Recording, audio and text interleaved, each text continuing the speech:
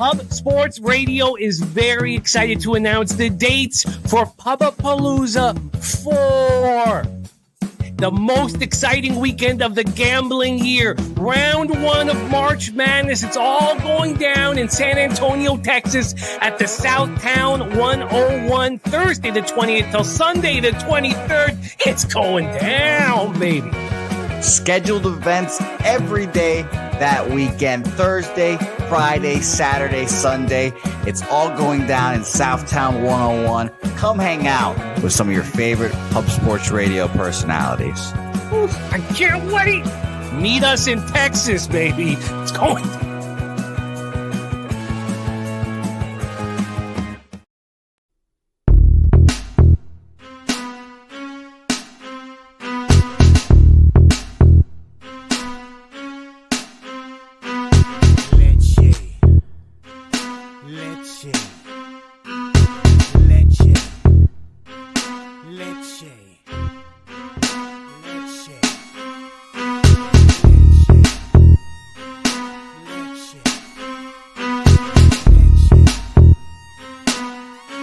Introducing PubCoin. PubCoin is the rewards program for Pub Sports contributors. Regular chat contributors share their play of the day, POD, in the YouTube chat, including the phrase POD in their message. At the end of the week, the amount of units earned are converted into PubCoins. PubCoin can be used as reward points for prizes, shop discounts, and contests. Hey, what's going on, y'all? It's Mills here, Pub Sports Radio. Do you guys want to challenge the personalities here at Pub Sports Radio? Do you guys think you're better than them at entering in your MMA predictions and picks? Would you want to get paid for it? $100? Here's how you do it, man. You sign up right here at the link below. It's just this easy. PubSportsRadio.com. Enter your email. Pick your weekly picks.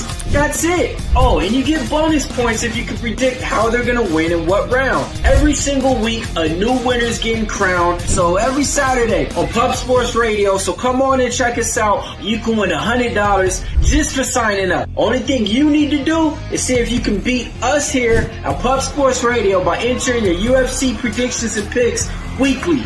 Do it. I dare you. See you guys soon.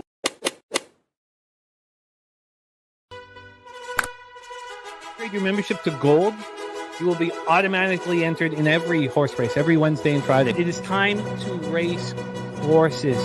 We are racing camels today. Shout out to the Gold members. We're racing in San Antonio immediately here. And we're off. 2 minutes, 74 canals on this racetrack. It's wide.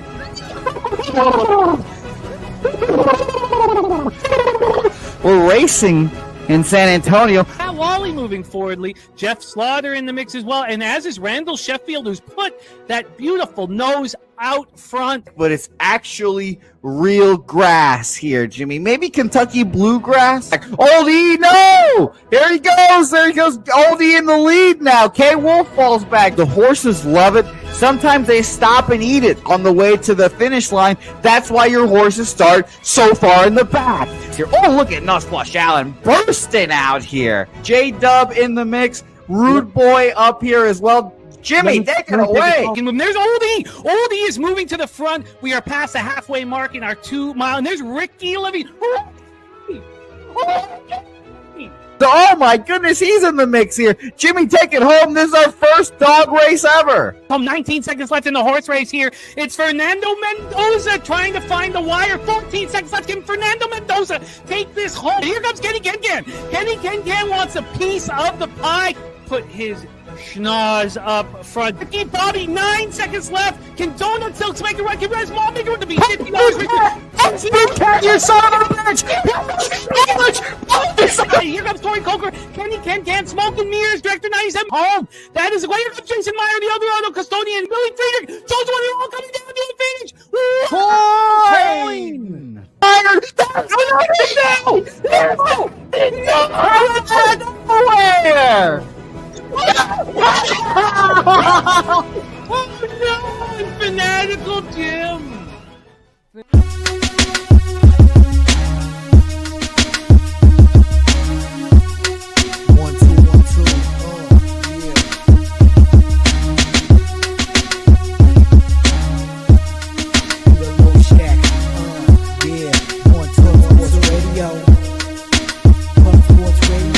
Started from the cloth of Peter Low Shack. Legendary sports handicapper, more dapper than a Dom. Father young phenom, known as Jimmy, who declared one day that the bag was here to stay. Information like a PSA, when we all PSR, Pub Sports Radio, bizarre. Is a man named Slaughter and he flipped the script. No competition in this but they quit the trip. But we say we be pubbing, betting with the bag and you love it. We want a top 10, we above it. Let's check.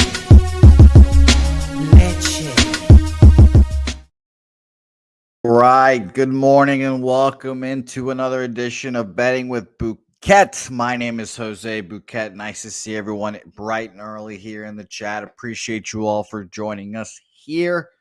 It's a good time when we can get good Betting with Bouquett action in here. Shout out to you guys all for jumping in here. Let us start by bringing on our hockey guest. Let's not waste any time. He's got 30 minutes to break down these games. We have a few games here, and we'll start shouting you guys out here soon. But we appreciate you guys for jumping in here. Justin, Nasty, Nate, Nuke, AOD, Ronnie Crawford, all you guys. Kelly, it is nice to see you guys. Let's get after it right here, right now with the one, the only, Mr. Gogster joining the program. Nice to see you, Mr. Gogster. How's it going? Top of the morning, Jose. Doing well, buddy. Not a bad night last night, guys. 4-4 on the hockey card. Hitting all the games today, all 5 games we got action on. So looking forward to breaking these down. A couple of AHL on the docket too. So plenty of hockey talk. Well, let's get after it, Gogster. You're a busy man here, so let us get going here. Kelly, we're doing college basketball next. Gogster has very, very limited time, Kelly, so we have to move quickly here. And we start with the Philadelphia Flyers, Detroit Red Wings here. Two teams that, in my head, Gogster, are kind of very similar in some aspects. It's very funny to me.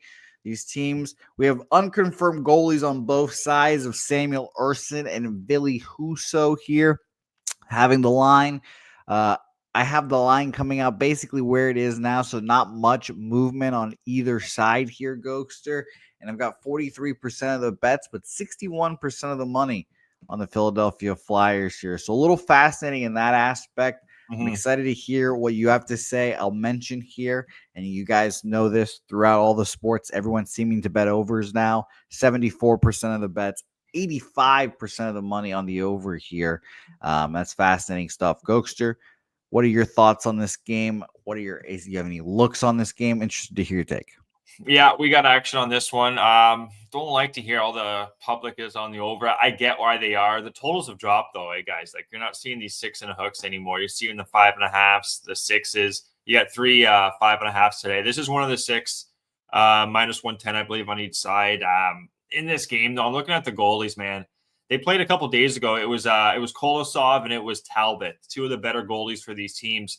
Now a week later, you're playing again, and both these teams have been scoring of late. They haven't played since Saturday, but you got Ersson, who's not playing as well. 873 save percentage, 3.15 goals against last 5 games. And then are you going to go with Leon? I've heard possibly Leon. He hasn't played though since I believe it's been since sometime in November for Leon. So. Still question marks who's going to go. If Leon does go, I really like that over. Husso going, he has been playing a little bit better there, Jose. I got his numbers right here, actually. He's 2 goals against for Toronto, 2 goals against Colorado at home, then 3 for Vancouver. That's all in the month of December. So he's played a lot against some good teams. This Flyer team, they have been scoring of late, but their special team's been pretty bad, guys. 12% power play, 65% penalty kill. The last 30 days, and the Red Wings not much better. 18% power play, 69% penalty kill. The big thing here, guys, I have a lean towards the Red Wings more. I'm thinking about this. The win against Toronto, I can see that carrying over. It was Saturday, but it was a good win for Detroit. And if I quickly here, a little bit all over the place today. If I go to Detroit, they lost 4-1. The last loss was against Philadelphia. Good win against Toronto, 4-2. And then Philly's coming off that 4-1 loss. I think with the goalies, guys, you're having the weaker goaltending, in my opinion.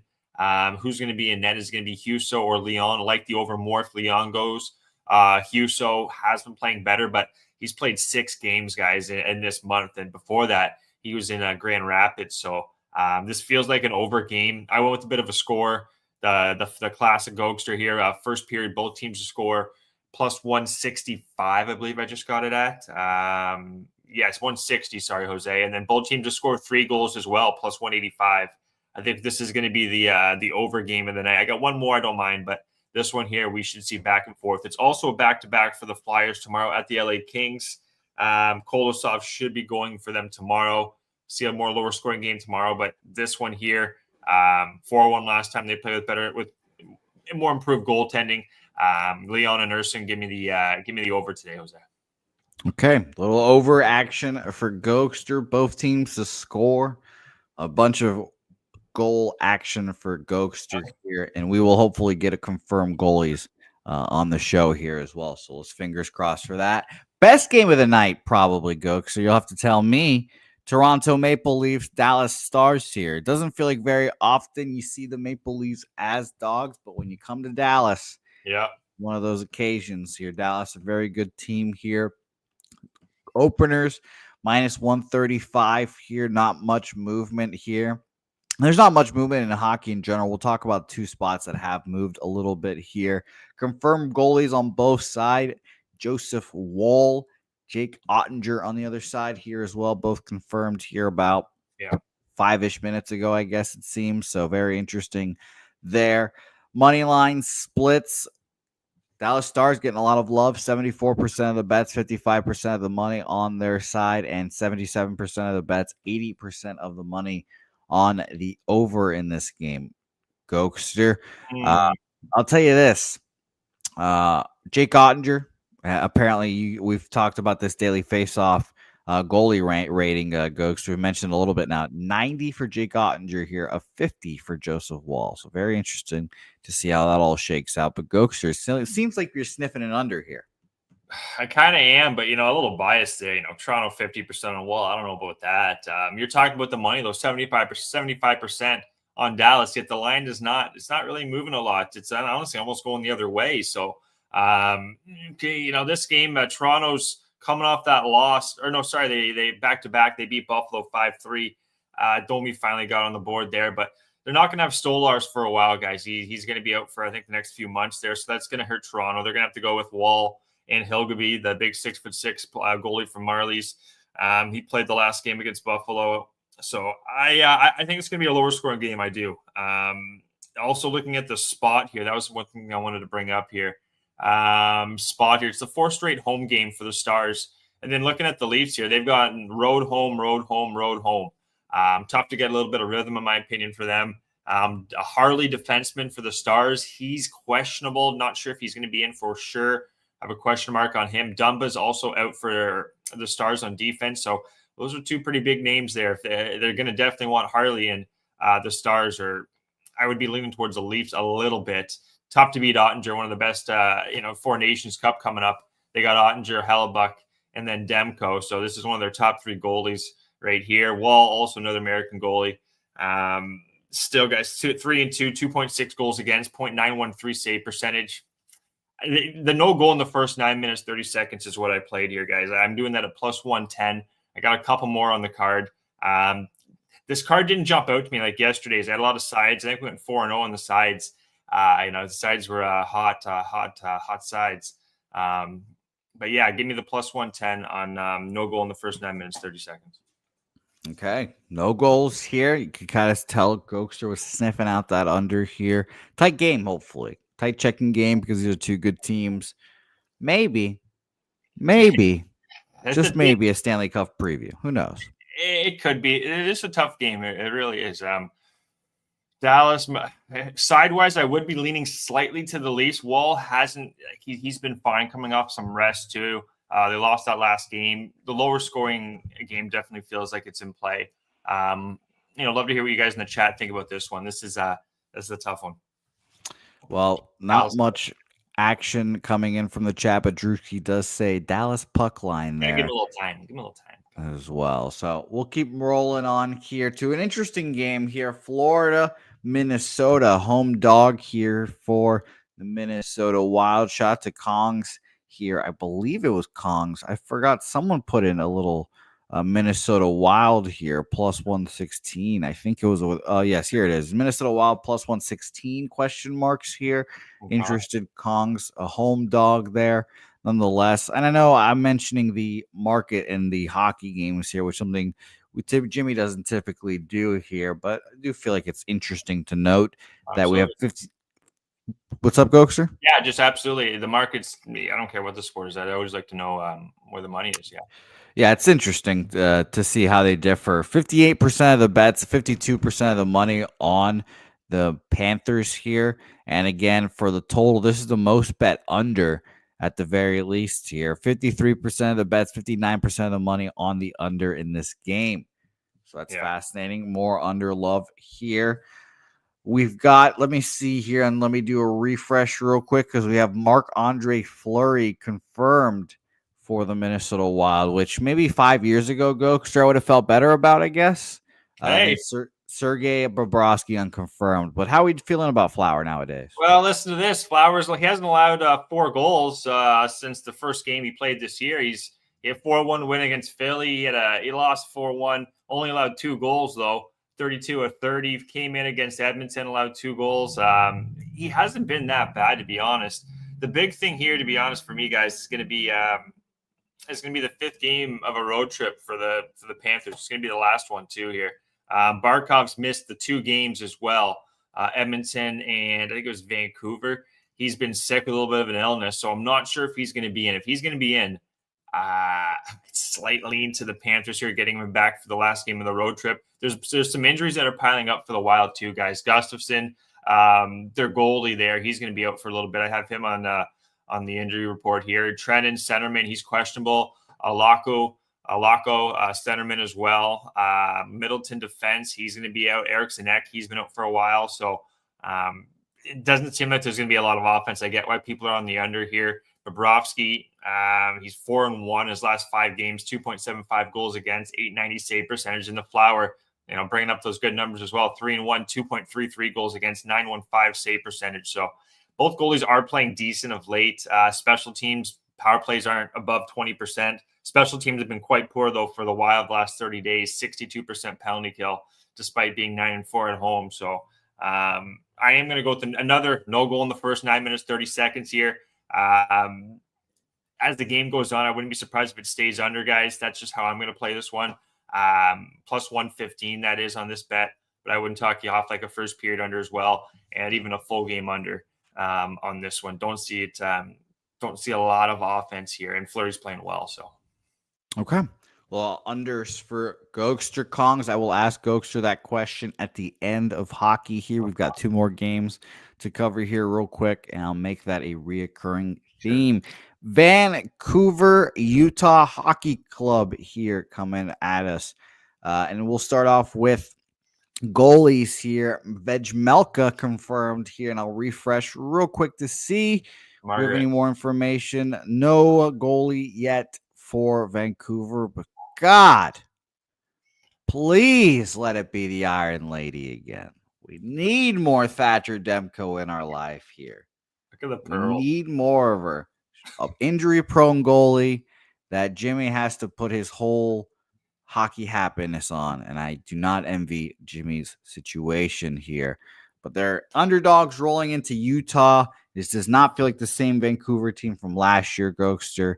That is a little sad for my father at the very least. This opened up minus 110 all the way up now to minus 120 it's gotten. And why is that? It's interesting because 53% of the bets and 46% of the money is on Utah, but a little fear there from the books, it seems, moving it from minus 110 to minus 120. We'll see if that keeps moving up. But Gogster, I'm interested to hear your take on this game. And by the way, 90% of the bets, 96% of the money on the over in this game. So very interesting, Gogster. 5.5 here. What do you think? Yeah, I hopefully it's not a trap, guys, but this 5.5 feels a little too low for me there. Demko, he's had a couple games since he's been back there with Thatcher. 1-1-1, 8.81 save percentage, 3.32 goals against. It's going to be the first road game, too, of an upcoming road trip for the Canucks here. Back-to-back tomorrow at Vegas. So they might save old Margaret there for Vegas tomorrow. She's always better under the bright light. So if that's the case, it's really tough, to be honest, because Lankinen, he's been questionable. He's day-to-day right now. So they might actually have to wait it out for Lankinen and say, you know what, if he's not ready to go today, they're going to send him to Vegas tomorrow. I don't know if they called up their backup for Abbotsford. They're going to have to go with Demko, but I got to see it before I believe it. This Utah team is just humming right now, Jose. Gunther, Keller and company. This Arizona Coyotes, now Utah Hockey Club team. Both teams are humming at 26% on the power play, 76% penalty kill Canucks, 82% for the Utah Hockey Club. Injury report again, Lankinen questionable. Hronik, defenseman, he's going to be out. Forwards questionable as well. So there's 2 defensemen they're missing. The offense feels like it's going to be ripe here, in my opinion. Yeah, the Vejmelka's been decent, but I just think this is going to be a higher scoring game. If you look at also Vancouver, Jose, Lankinen was like 10-0 on the road, I believe he was. They're 10-2 on the road on the season. So this team definitely can score on the road. And Utah, I feel like they're going to be able to match it. They're playing good hockey right now. Just Taiji Ginla, Joe McGinley's son, he's out right now. So over 5.5, minus 120 is what I played on this game. Over 5.5 here with everyone else, Gogster. I'm interested to see how this unfolds for you then. Not every day do we bet super public things, but when we do, they hope they cash there. So good luck there. Ron Crawford's spreadsheet play today is the Vancouver Canucks. And Ron, I've got bad news. I have not updated your picture because I am a jackass. So enjoy Ron Crawford in all his glory again. Ron Crawford!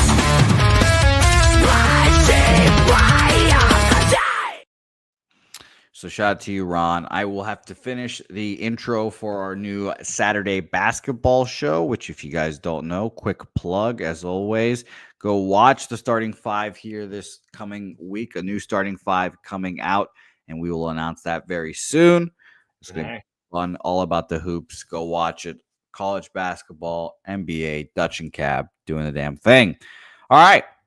Last game on our card here, Gogster. We've got about 10-ish minutes left with you. Winnipeg Jets, Ducks here. I'm honestly surprised that Anaheim's not, or I should say Winnipeg's not like minus 250, minus 300, because it seems like that's all we've been getting with Anaheim recently. But they're at home. I understand. Maybe we're seeing a little goalie chicanery here with Winnipeg, and let us see. Still early, but we do have daily face-off showing Comrie instead of I forget his name already. The fucking good goalie. Yes, Hellebuck. Thank you. So we're getting Comrie potentially instead of Hellebuck, and we're getting Lucas Dostal on the other side. So that's probably why we're not getting the minus 500 here. I can tell you that. But what do you think about this game, Gogster? It's a kind of, a big favorite. And I'll say quickly that 70% of the bets and money are on the over. And the people that have bet this game are betting the Jets. 91% of the 91% of the bets, 85% of the money on the Jets here. What do you think? Yeah, opposite actually here. The Jets, they had a back-to-back. That's why Hellebuck's not playing, Jose. He went last night. They had a nice comeback win against the Sharks, 4-3. A lot of energy expended in that last period. They were down actually 3-2 going into the third. Scored 2 goals, won that one. Now going, down California a bit, down to Anaheim tonight. Gibson or Dostal, between the 2 goalies, I don't mind either of these goalies, to be honest. At home, they're a much lower scoring team. At home, that is. The Jets on that back-to-back. You also have Comrie and net. When you have a goalie like this, they're not gonna open it up like they do with Hellebuck and Ottinger, these goalies where they're not as worried about 2-on-1s coming back. You got Comrie and net. You're not gonna leave him out to dry back there. So no goal in the first 9 minutes, 30 seconds. Again, we're going 3 today, guys. Really like this one though. Back-to-back for the Jets. The Ducks, like I said, not doing a lot offensively. Zegras is out.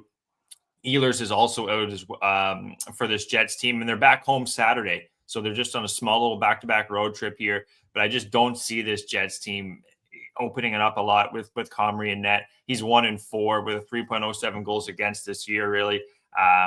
Doesn't get a lot of starts. More of a Manitoba Moose goaltender, that is.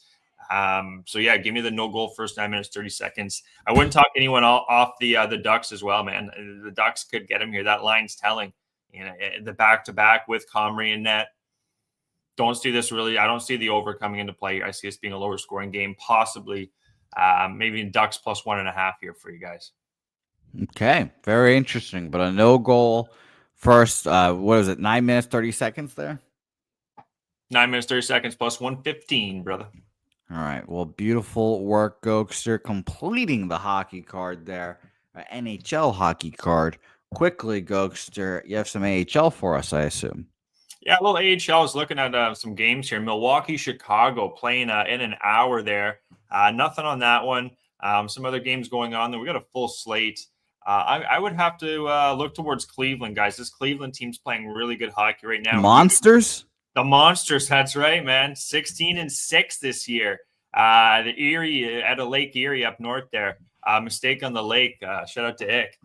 Utah, comments on the other side, upstate New York, 5-13, not scoring. Look at this, 87 goals for the Monsters, only 49 on the season for the Comets. If you want to take the regulation or even the puck line, I wouldn't talk anyone off that. Parlay piece, Cleveland Monsters tonight over Utica. Okay, well, there you go. Beautiful, Gogster. Any golf? Anything else you need to give out? You want to give out here? I didn't catch all the match there, guys. There's the match. I did watch some of that as well. Fucking, oh my god! You tell me, how was it? Roar. Well, it was. I didn't realize they were I guess like commercializing it or whatever as promoting it as PGA versus Live. I didn't realize that, and then I started hearing that it's like, oh, this is PGA versus Live, and I was like, oh shit. And on both sides, I was like, well, if Brooks and Bryson win, they're gonna get like a new boat or something. They're gonna get like something swanky from the Sheiks. And then on the other side, I was like, well, Roy is not gonna lose for the pride of the PGA. And he brought it. He made a bunch of birdies on his own. It was hilarious. Scotty hit his drive, and then Rory put out a 3-wood and just outdrove him. And I was like, oh my god, what a sicko! It's not fair. That's just not fair. It was good. It was good. It was a pretty enjoyable thing besides Bryce Brooks just getting dominated. Dominated. Those are the best. Old Scoot Scheffler and Rory McIlroy. I've written here, never trailed in the game. Only needed 14 holes to beat him. So good to see a little off-season golf going on. There's actually a big simulator golf coming up, a new simulator TGL league. The PGA is doing. There's like Team Boston, Team New York, Team Atlanta. Yeah, I'm very interested. Yeah, so I'm going to start capping that coming up here. They're hitting like a 40-yard screen that's like the size of a four movie theaters. It's just insane. So that's something to look forward to for all you golf fans out there. We'll have some more golf content coming up in the next month. So yes, we will. I can't wait, Gogster. Thank you for joining. Oh, real quick, I forgot. Kong, yes, Palooza as well. We'll see you there. But Kong's asked us quickly before you go, Gogster, I need your honest opinion on Edmonton as a whole this season.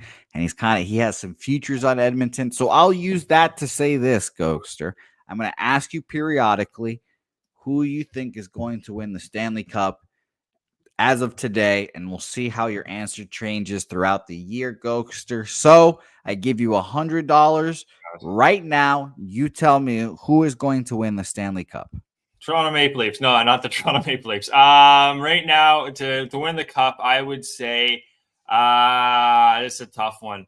A Canadian team hasn't won it since '93, year I was born. But you know what? Winnipeg, maybe they can hold. They've been close, so I'll say Winnipeg right now. They stay healthy. I think they got a good shot. But then looking at Edmonton here, it's just their goaltending, man. Like you're gonna need Skinner because it's Skinner. It's been the same old song and dance. I think he played as well as he could. And, leading up to that Stanley Cup final, they just ran out of juice, kind of like Florida did against whoever it was they lost in the Stanley Cup before. So Oilers, it's going to be tough, I think, to repeat what they did. They've had a bit of a slow start. They stay healthy. They need to get Kane back. He's a big playoff competitor for them. They get Kane back, stay healthy. They need Skinner, though. It really comes down to Skinner just being more consistent throughout the year. So then come playoff time, you don't have like those 4 goals allowed, and then McDavid and company got to kind of play more offensively and get out of sorts. So I just think the goaltending, again, a lot of people probably say that with the Oilers, but Skinner just has to be more consistent, I think, this year for me to think they got a shot. Okay, well, there you go. Beautiful breakdown. Gogster, I wish you luck selling the hockey sticks. I wish you luck in the golf as well, Gogster, my man. Anything else we should look out for old Gogster 99? Yeah, just check me out there, guys, on Twitter, Gogster99. Appreciate it as always, Jose. It's fun coming on here, chatting hacky with you. Pubapalooza coming up soon. I'm getting my tickets here in about a week. You guys should come on down. It's going to be a great time. It's me, my fourth time doing it. Shout out to Southtown 101. They got a huge pub with projectors to watch the games. You're right downtown San Antonio. There's so much to do. Nice warm weather too for all you Canadians and people up north in the States. It's a great time. So shout out to everyone at pub. Yep, it is going to be a great time. Gogster, I will see you soon. And Gogster, going to have some new sticks coming up for Pubapalooza as well. Going to be very interesting. Very interesting. See you then at Gogster, my guy. Appreciate you for joining us here. And shout out to everyone who joined us in the chat here bright and early for some hockey talk. Sorry, couldn't shout you guys earlier, but we needed to get through some games with Gogster. So first of all, let us shout out our guy, Justin McKelvey, dropping his stacks plays of the day in here. So shout out to you, Justin. Stacks, stacks, stacks, stacks, stacks, stacks, stacks, stacks, stacks, stacks, stacks, stacks, stacks. Vermont and Arizona, both for him. Vermont, shout out to you, Vermont, who just won a national championship as well. Tori Coker in here. Shout out to you, Tori. Serious Business, Old EAOD. Phil the Kill, Kelly McInnes, thank you for being in here bright and early. Kong's Clips talking about JMU being his best bet of the day. I don't get to play this too often, but shout out to you, Kongs.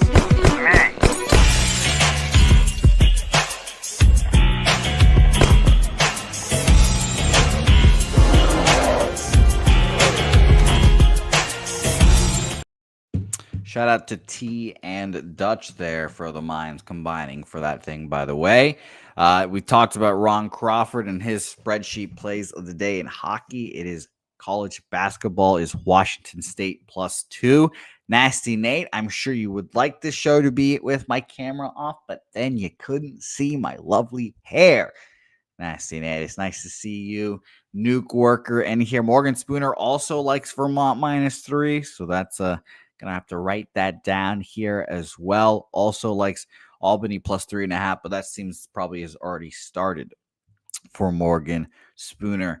Creighton moneyline and Chargers moneyline for Nunya here. Truth teller talking shit about hockey. Kind of humorous to me a little bit, but we all know he's just talking shit.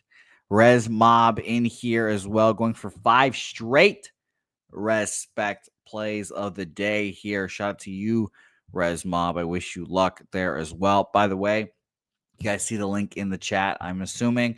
Go click that link if you need a new sports book. Support Pub Sports Radio. We do get a sign-up bonus if you sign up through our link. But like Jimmy says, we do not get a cent of any of your losings, so we want you guys to dominate the books. And we want to do it together. So we wish you guys luck. Sign up for the new book there using the Pub Sports Radio promos. Joe Free, nice to see you. I'm not doing anything with my hair specifically. This is just how it goes. We've got a few more weeks of long hair bouquet. So it's going to be a lot of fun here. And Ronnie Barton saying, my JMU Dukes there. Yeah, it's going to be a fun game. Rodney, can't wait to talk about that. Like I told you guys off the top of the show, we start off with the NHL because Gogster only has 30 minutes, so we get that in and out of there. And then we move on to the college smorgasbord we've got here. So we've got no NBA today, obviously. NBA Cup was yesterday, giving everyone the day off. So we're going to roll into college basketball. I'm going to try to do this more as, we've got less football coming and all that, but we've got college basketball slates here. I'm going to build about 10 games that I think are interesting or start early to try to get, cappers through their work days, Jimmy would say. So we're going to cap some of the earlier games. Obviously not the games that started at 10, but we're going to hope to cap the 11 o'clock games and then the mid-afternoon to 6 o'clock games. So there'll be them, and then we'll talk about the big matchups there at the end of the night there. Oklahoma, Michigan, the Apple Cup, etc. So that'll be a whole lot of fun. Conor Mac will be on to break all that down. And then after that, we're going to roll into the bowl games. The bowl games talked about yesterday by Peter Loshak and Dabby Cab. Basically going to talk about it here with Connor and our guy Wine Time Sports. All the bowl games from today up until next Monday here. And then Cab and Loshak will talk about the Tuesday ones, and we'll keep going a weekly thing right there. So it'll be a lot of fun. I cannot wait to get all this done. Nice to see you, my guy, 2 cents in the chat here. Appreciate you guys. Tori Coker, we're going to do those noon games right now, and we will talk about money and tickets there. So it's nice to see you in here, Tori. But let's get after it here. Obviously, I am not the NCAA basketball mind that we all want to hear from. I'm excited to chat NCAA basketball with this guy. I'm hoping to absorb his knowledge, and by Pubapalooza, I'm going to be a useful asset in the first round, being able to grab some upsets. But we have to put in the work to get there first. And let's bring him on. The one, the only, Conor Mac Daddy. Conor Mac Picks joins the program. Conor, it's nice to see you. How are you doing? Jose, what up? How we doing? Doing pretty good, Conor. I'm doing pretty good. It's early. It is early. Got me I here apologize early, for Jose. bringing you in early. College basketball starts these games early, unfortunately, but it's nice to see your lovely face here bright and early on a Wednesday afternoon. Well, it's not even afternoon, I guess, huh? Wednesday morning, huh? Morning. But let's get after it here. It's going to be fun. We've got about 9 college basketball games and a bunch of bowls to talk about. And we start off with only the sexiest of matchups here, Conor Mac. We start off with the mighty Abilene Christian versus the newly named East Texas A&M, formerly, I believe, Texas A&M Commerce. But shout out to them with a new name. And they could be, Conor, one of the worst teams in Division I this year right now. They have started off horrifically, and it has been disgusting to go through some of their recent games here. 1-10. They are 1-2 in their last or their home games here, but they've lost their last 5 straight. They lose to South Alabama. They lose to UIW, Houston Christian, Purdue, Fort Wayne.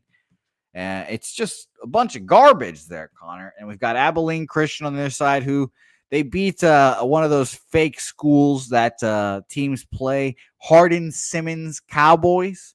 Sure, but they get crushed by Baylor as well. They beat New Mexico State by 8. They crush Omaha and get dominated by Montana State. So an interesting Abilene Christian team here. We'll talk about the markets here. Shout out to you, Tori, wherever you are. Hope you're listening for these markets here. 4,000 tickets in, 52% of the bets, 66% of the money on Abilene Christian here. I saw this line open up yesterday at a 7.5 at our friends at BetMGM. Now this line, a 9. Line going up and up and up here. Conor, what do you have? Any thoughts on these two lowly teams, but a 11 o'clock action to get us going? Yeah, these teams are bad. I mean, Texas A&M Commerce, really, really bad. But I think they're a little bit of the value here now that we're at 9.5. I just don't think Abilene Christian should be laying, this on the road to anyone. Another team that's been awful and we've gotten kind of so far in the season, some of these teams that like Texas A&M Commerce, they just play a ton of road games. They play against, better teams. They get their ass kicked. They're just 1-2 at home. And I was going to look it up. Their last game, was a home game, but 9-point loss in that game to South Alabama. South Alabama, we just covered against TCU the other day too. I think this is too many points. The one thing, A&M Commerce, this is a bad mix. They struggle to score. They're just create shots are bad, and they're horrible defensively. I mean, this team, the ratings are just bad. The field goal percentage, they're 351. They just haven't been great. But I think they can hang around here in this game. I lean to them and take the 9.5 full game. Abilene might win this, but I think they cover the game. Yeah, you know what's funny? I was looking at their their ATS record, and it's pretty average as well, but it's just a bad team here they're going up against. So no action for me. Connor, anything official here for you? No. And we move on. Let's go to Mercyhurst versus Binghamton. You could tell me that these are two soccer clubs in England, and I would believe you. So it's very interesting. We've got two fascinating squads going up against each other here. Two even squads, 6 and 7. Mercyhurst, the Lakers, by the way, which I thought was funny. Binghamton 6 and 6, 3 and 1 at home. Mercyhurst, by the way, 2 and 6 on the road. Mercyhurst's last 5 games, they get smacked up by Kent State here, the mighty Kent State. They beat, and again, a household name. We all know the Penn State Altoon Nittany Lions, not the Penn State Nittany Lions, the Penn State Altoon Nittany Lions there. 77-51 here. Mercyhurst also loses to the Lafayette Leopards. They lose to San Francisco, and they finally get a victory against Sacramento State. Now, on the other side for Binghamton, they also played a fake school last time out. The Lancaster Bible College Chargers. They dominate them 85-60. It is hilarious sometimes seeing these early season matchups, Connor. I'm not going to lie, because they also take advantage of the Lemoyne Dolphins. Beat them by 10. They beat the aforementioned Lafayette Leopards in overtime that just beat Mercyhurst 77-73. They beat them 82-81 in OT, and that was coming off of another overtime game against LIU. No, that is not the regular LIU you'd think of. That is the Long Island University Sharks over there as well. So shout out to these two powerhouse matchups here. Market in this game here, only 900 tickets bet on this game, 70% of the bets and 94% of the money on Binghamton here. I'm seeing this line opening up at 7.5 for Binghamton seemingly, and now we're down to a 6.5. So that's very fascinating there, Connor. What do you think about this matchup with two Titans? Yeah, two Titans here.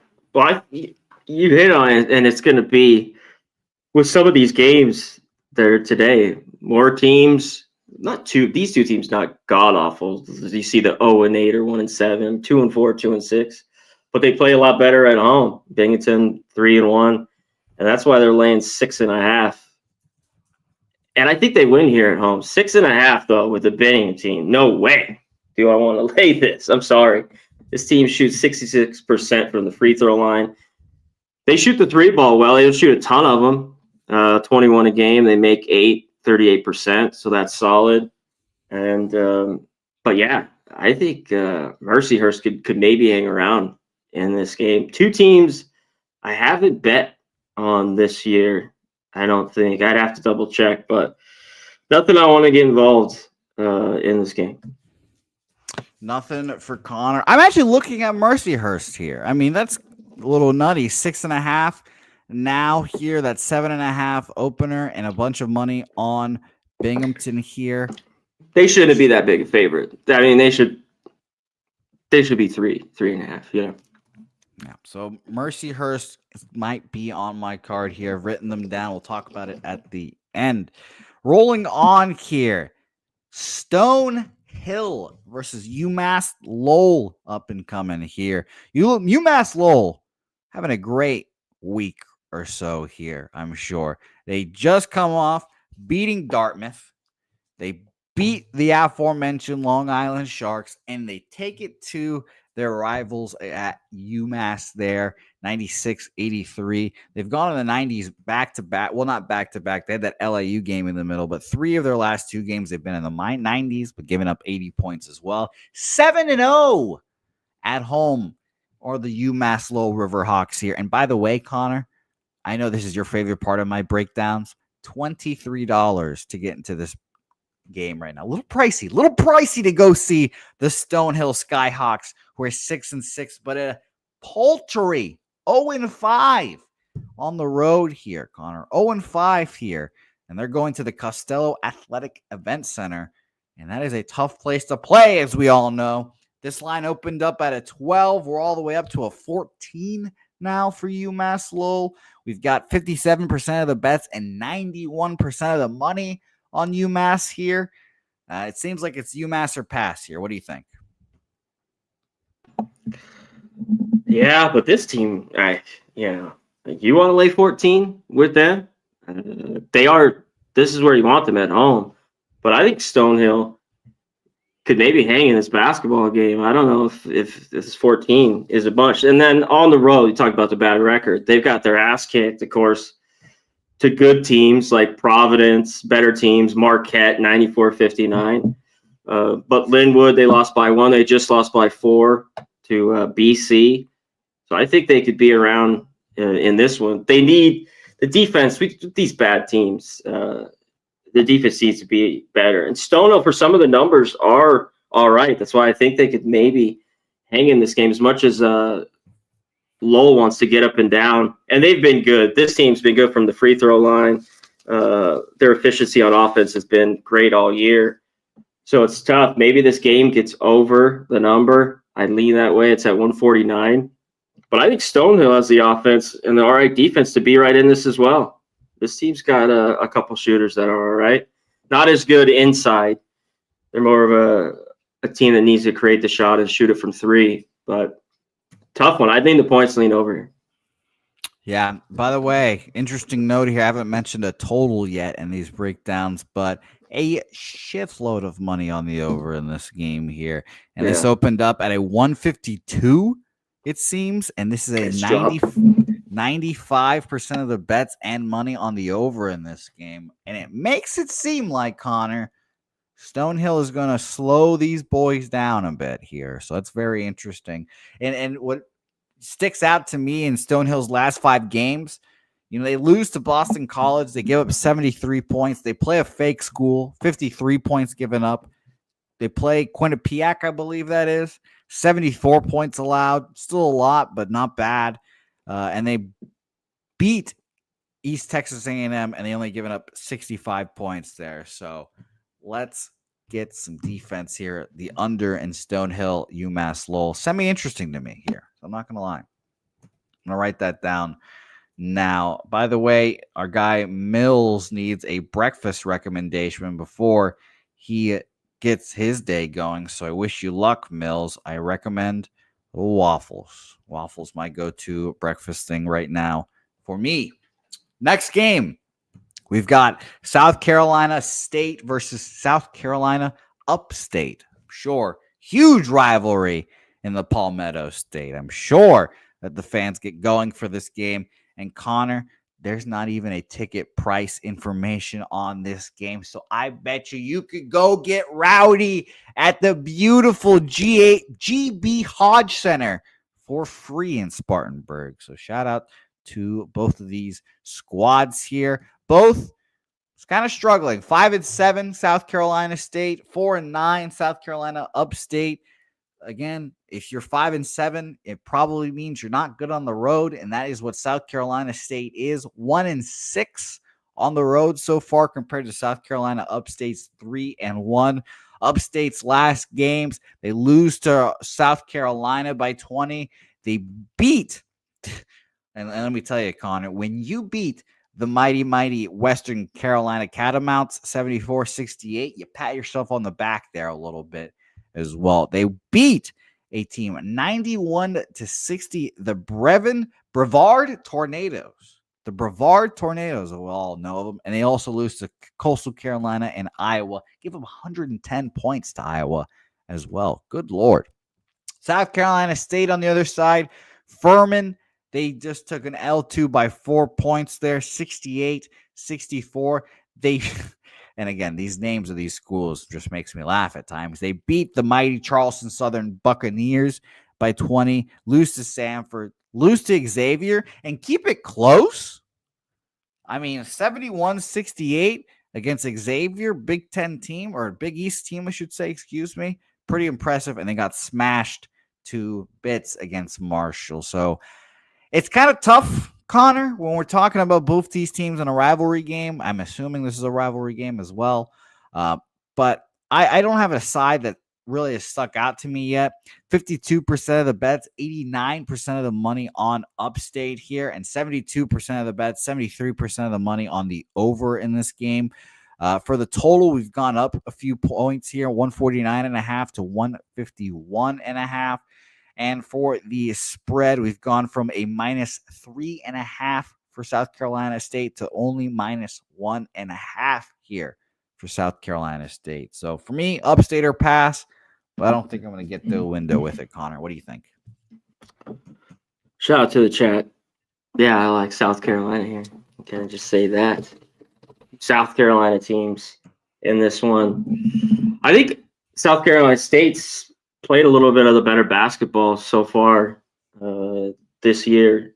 Even on the road, they've had some closer losses, but still, this is a team that's 1-6. They've just not been able to win games at all year long on the road. Two teams, too, that are bad. These teams are bad free throw shooting teams. They kind of cross each other out, both 67%. Because when I look at this, I want to go to the team that just got their ass kicked. To shout out to South Carolina, I had last night. Crazy win against Clemson. But they just lost them, 73-53, of course, on the road. Another team, this team, just like State, Upstate, 1-7, they're 3-1 at home. I want to back them after playing a good South Carolina team here. And we're horrible. 38% from the field, 1-10 from 3, 10%, and only 6-11 from the foul line. They got to get to the foul line more, and they got to be better than 55%.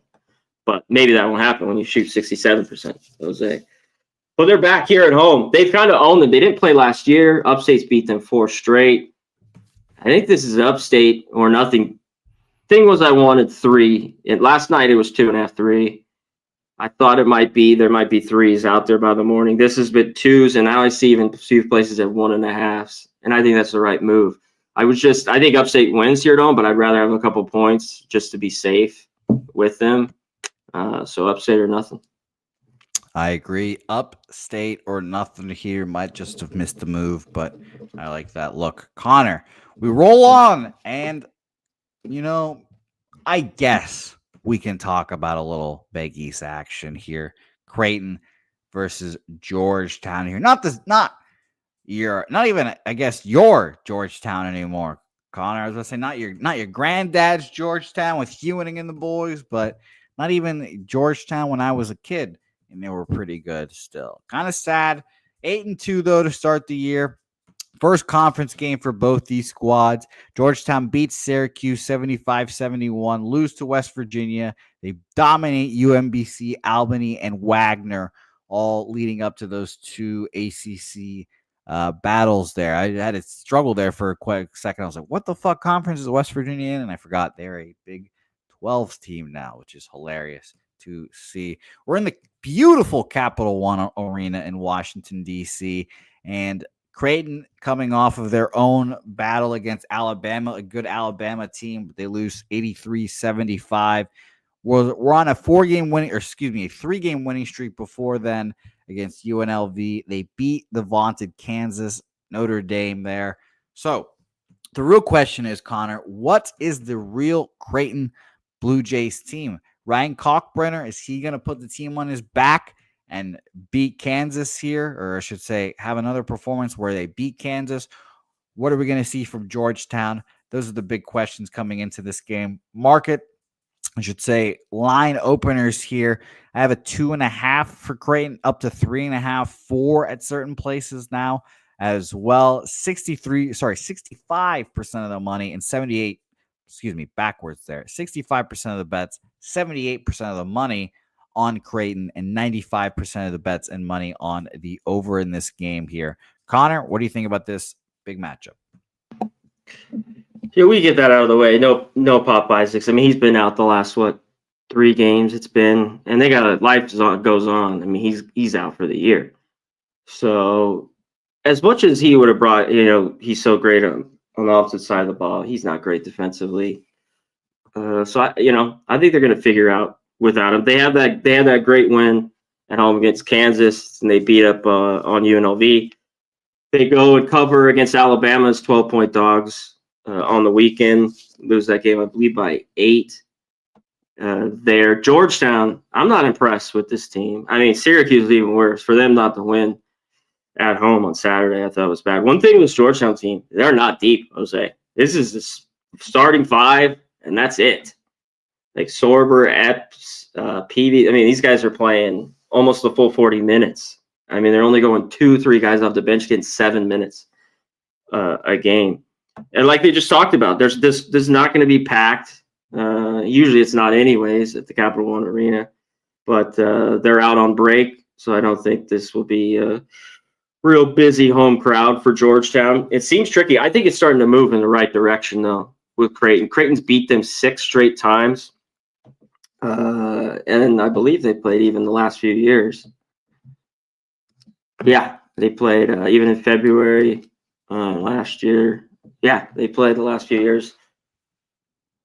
Kalkbrenner, I'll take him all day long. And while I think they win and cover this game too, which I don't do, you catch me very often, Jose, wanting to take a favorite on the road in a spot like this. But they're off their loss to Alabama. I think it's a win they desperately need that they'll get against a Georgetown team that I think is just not very good and flawed. I already saw them earlier this year.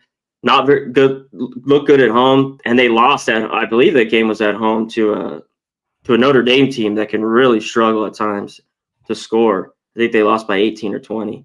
So Creighton here, there's still a 3.5. I just wanted to make sure of that. I didn't want any 4.5. So I still see a 3.5 minus 108 at DraftKings. Yep. Give it to me. Beautiful. Creighton minus 3.5, minus 108 for Conor Mac Picks. I lean that direction as well with the market moving their way. Oh, you thought we were done with some bum fights. We're not. Fairleigh Dickinson versus LaSalle. Come on. LaSalle 14.5 point favorites here, up from 13.5 opener. So interesting there. More people betting LaSalle, 45% of the bets, 78% of the money on LaSalle. Only 822 bets on this game. People not liking this game. Who cares? We've got LaSalle 6-5 overall, 4-0 at home, and another defeated team going on the road here. Fairleigh Dickinson, we all remember them from a few years ago. 0-7 on the road and 4-8 overall. Fairleigh Dickinson coming off of getting not really stomped. They lose 86-72 to Villanova, and a Villanova team that is not good. They beat the Lehman College Bridges 98-54. Congratulations to them. But when they play real schools, Fordham, Fairfield, and our friends St. Peter's, they lose all of those games. At the very least, Fairfield and St. Peter's 78-74 and 78-76. LaSalle on their own 3-game losing streak. They get dominated by UNC at UNC. They lose to St. Joe's, St. Joe's, and they lose to Northeastern. None of these games particularly very close, but is Fairleigh Dickinson the tonic that will fix everything here? I'm very interested to see. Connor, best of all here, you can get into this game for a lowly $14. Connor, what side are you on in this one? I lean Fairleigh Dickinson here. The reason why both these teams can't play defense. It's just, it's LaSalle backing them at home because they don't. Both these teams want to get up and go and run. They push the pace and give up a ton of points. Even here at 160, it could get up and over this number or be right around there. Fairleigh Dickinson, another 0-17 on the road. that's just been awful. But they have covered some numbers like people talked about. They're 7-2. I've had them a couple times. They've covered for me, I believe, one on the road. I had them at home catching 8 against St. Peter's. I thought that was wild a couple weeks ago. So I think they can hang in this one. I wanted to double check here. They have enough scores to be in this basketball game, as long as maybe they don't get down crazy early, by 20. I think they hang around. I'm leaning here to Fairleigh Dickinson. I might move on this game. Okay. Fairleigh Dickinson and Connor's radar. We'll come back to this game at the When end. a team like this, they both don't play defense, would you want like a dog that can kind of be around as they can score? Like at least Fairleigh Dickinson so far. We'll see if they can keep shooting the 3 this well. They're right around 39% or almost there. So that makes you, if you can hit some shots, even if let's say they're down, or even if they're fouling late, that could keep them in it. So, yeah, I got this start here. Okay, we'll come back to it at the end. Let's move on to throw up the X. It's Xavier time versus number 11. UConn, 13.5-point favorites are the Huskies. Their season got off the rails there on Maui, and it seems like they're coming back to earth. 55% of the bets, 84% of the money on UConn so far in this game. Still early, obviously, but good note there.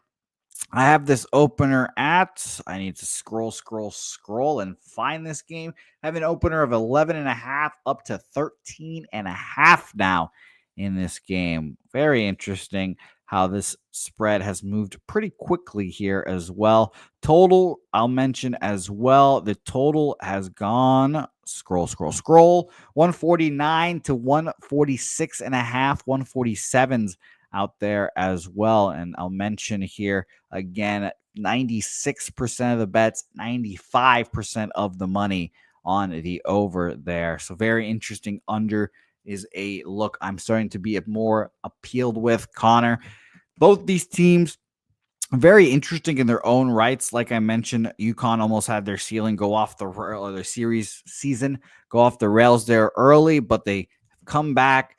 They, there's nothing that fixes a team than playing the Maryland Eastern Shore Hawks.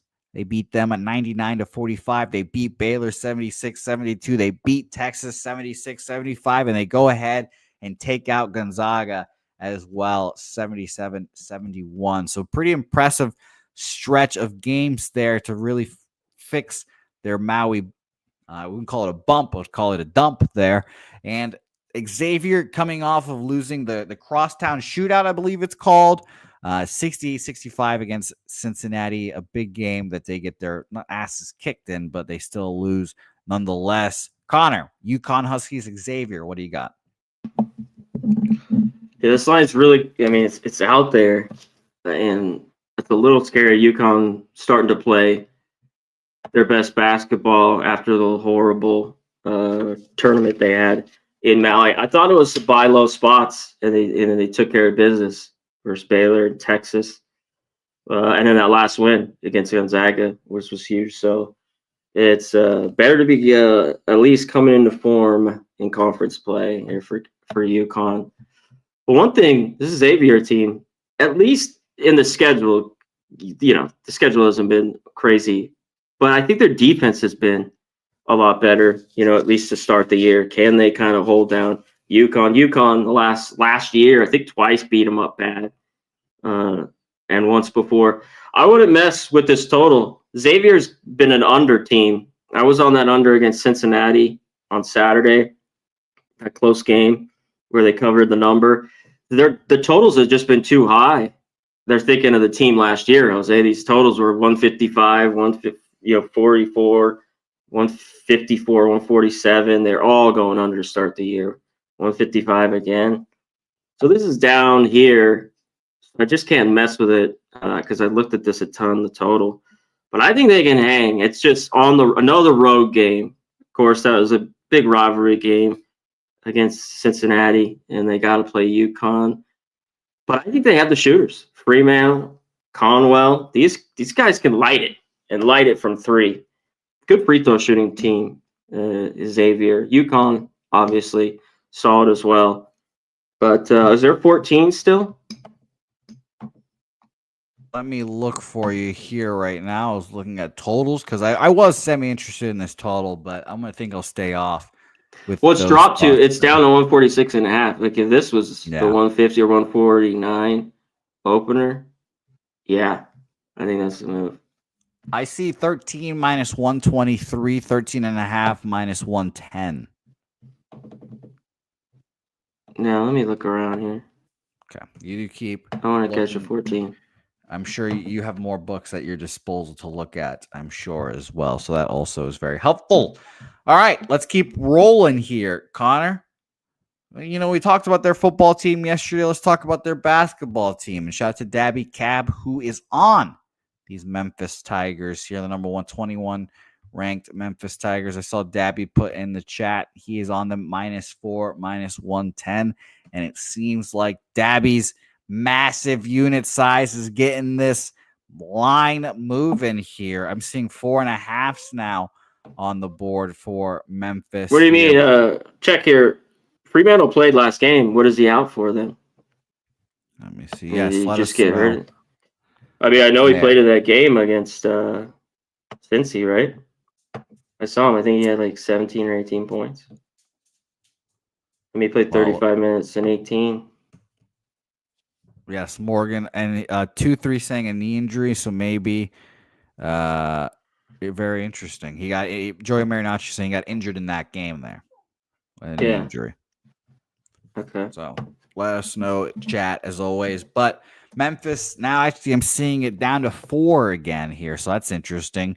Dabby Cab on them -4 here.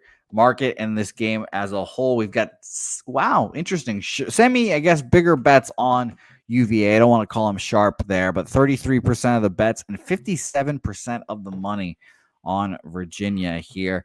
You know, Connor, I'm just stuck in the past with Virginia. I'm just, you know, in my head, Tony Bennett's still coaching there. They're still a force. They're still a scary team to go against. But, you know, it's pretty rare, I feel like I can say with confidence, that Penny Hardaway is the better coach of these two guys. UVA is 5-0 at home. Memphis is 2-0 on the road here. Again, good note here, Connor. I'm sure you're going to be thrilled to hear this. You can get into this game, the John Paul Jones Arena, for only $9. That kind of shows what UVA has been all about recently. They beat Bethune-Cookman, but not an impressive, 59-41 victory. They lose to SMUs. They lose to Florida. I kind of agree with you guys on Memphis here. What do you think here? Yeah, he looks like he's going to be out. Yeah, with the knee. Yeah, I'm off then. Okay, I had to go through that. I kind of agree here with Cat. I mean, it's kind of like the Creighton spot. I think you could go first half there. One thing that's made Memphis so good and even better when I've seen them on neutrals and on the road, Jose, is the defense is maybe not there. But when you have just the guard play that they have in college basketball, it's just they've been so good. I mean, they just, there's only a couple teams that have been better. Auburn, maybe a few others. But this Memphis team can really, really score. And while Virginia wants to slow it down here at home, I don't know if they can. I don't know if they can score like enough to hang around. Like when they face a good team, they've had a couple all right games, but they've just not been able to get it done. Like one thing, you got to score with basketball here. Points need to be scored. As much as you want to hold the ball for the shot clock, as Virginia does the whole fucking time, it's not going to work with a team like Memphis. So I agree. I like Memphis here a little bit. Little Memphis love here for us all. Shout out to you, Dabby Cap. Hope you cash. Good luck, my guy. Marquee matchup of the night time. Let's get after it here. Oklahoma versus Michigan. This is a prime football matchup here, but we got it in basketball now. Again, Connor, I'm living in the past with Michigan here because I was about to say Juwan Howard still coaching this basketball team, but no. We saw him at the Riverwalk that one time. That was his peak. He peaked right there. when we saw him at the Riverwalk dining with his team before the Elite Eight, Final Four, whatever it was, and then he gets fired. Now Dusty May comes in, coaching these guys pretty well. Michigan was on a 4-game winning streak. They lose to Arkansas 89-87. A respectable loss, I must say, as one of the Connor, one of the things I do know for sure about college basketball this year is that the SEC dominating this year. The SEC is the conference to be, and losing to an SEC team, I don't really fault you for. Oklahoma 10-0, one of the very few undefeated teams still around here. They destroyed Oklahoma State in Bedlam 80-65. They beat Alcorn State, Georgia Tech, a decent, I wouldn't say really decent, a better Louisville team from last year, and they beat Arizona 82-77. Market in this game. Let us scroll to it. Most bets I think we've had all day, 6,000 bets in on this game. We have 42% of the bets and 61% of the money on Michigan. And you don't see this often, it feels like. 70% of the bets and 73% of the money on the under. A lot of people liking the under in this game. I don't feel like I've seen an under bet like that in a long, long time here from any sport, really. This line opened up at Michigan -3. We're starting to see 3.5s on the board here. And as for the total, would love to see where this total has gone here. 149, and it's really not moved much. Some juice, 148.5 and 149.5 at some places. I'm even seeing a 150.5 at some places as well. Fascinating. A lot of money on the under here, Connor. Automatically makes me want to bet the over. What do you think? Yeah, maybe it gets there, but I think this keeps coming down a little bit more. This was initially at 151. I thought it was too high. I think the under was the play. Just because how these teams, Oklahoma is going to slow this game down. They're not like really, really slow. I think they're right around the 260 range this year. Michigan a little bit quicker, right around 114 there. Yeah, that game's interesting. Real quick in the chat with Memphis, it was 6 last night. It's come down. We'll see. From the 2 neutral games that they lost, St. John's. And what was the other one? Tennessee. It wasn't at home. This is a home game. They just got blasted. That's what I worry about could happen. But this is a home game for Virginia, so we'll see if they can score. Yes, and just so people are asking, this is the part of the Jumpman tournament, and this is indeed in the Hornet. Yes, this is a neutral juice. So yes, you are right. This is a neutral game here. That's why I like that under at the 151. I think it keeps coming down a little bit, but we will see. I think Oklahoma can dictate the pace here a little bit. It's tough. I want Oklahoma here, flat out. 3.5. Both these teams are very good. They haven't lost yet. It's one of those things. They looked good in the neutral tournaments. I think, I've had them in a few of these games, Arizona, Louisville. Those teams are down a little bit. Even last week when they go at Oklahoma State, always a tough game rivalry. Of course, they're down a little bit, but still to go in there and beat them by 15. The freshman Fears has been really, really good at guard for Oklahoma. They still have more. Duke Miles, this team's pretty deep, and they have scores, which in the past, at least 3 or 4 years, Jose, this Oklahoma team, it could be tough to watch them to score. I mean, they could go on droughts like crazy. But I think, and they might be, both these teams are solid. Of course, on the other side, Michigan wants to go inside. They've been great. They're right around top 10, 2-point field goals. Of course, they have the big man, Golden from FAU, who's playing solid from over there. I think this game's a good one. I'd rather have the 3.5. So I'm looking at Oklahoma plus 3.5 in a tight game on a neutral floor. Okay. Well, this one should be Michigan off that loss too.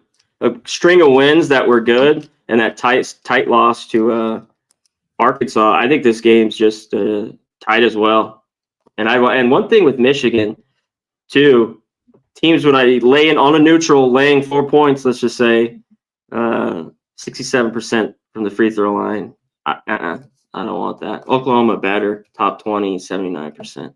And they've been shooting it decent from 3, like I talked about. Well, this is going to be a fun game. I kind of lean Oklahoma as well, but I'm going to be very interested to see what 2 good coaches here. By the way, Connor, I was sitting here your whole breakdown. I was thinking, what is Oklahoma's coach's name? I was thinking, I was like, I know it's Loyola Marymount or Loyola Chicago's old coach. Thinking, and then I finally got it. It's fucking Porter Moser. What an idiot I am. I finally got it. But shout out to both these coaches. I like both these coaches. They're both good coaches. Both coaches come from smaller programs and now are in bigger programs. So I'm interested to see how they both do. Last game on our college basketball slate. Let's go to the Apple Cup here. This is an interesting game for a lot of reasons. First of all, Ron Crawford's college basketball spreadsheet play of the day is Washington State +2. Ron Crawford's spreadsheet play of the day. That doesn't wake you up. I don't know what will. Shout out to you, Mr. Ron Crawford here. I saw Kent Davies, also a fan of Washington State here today.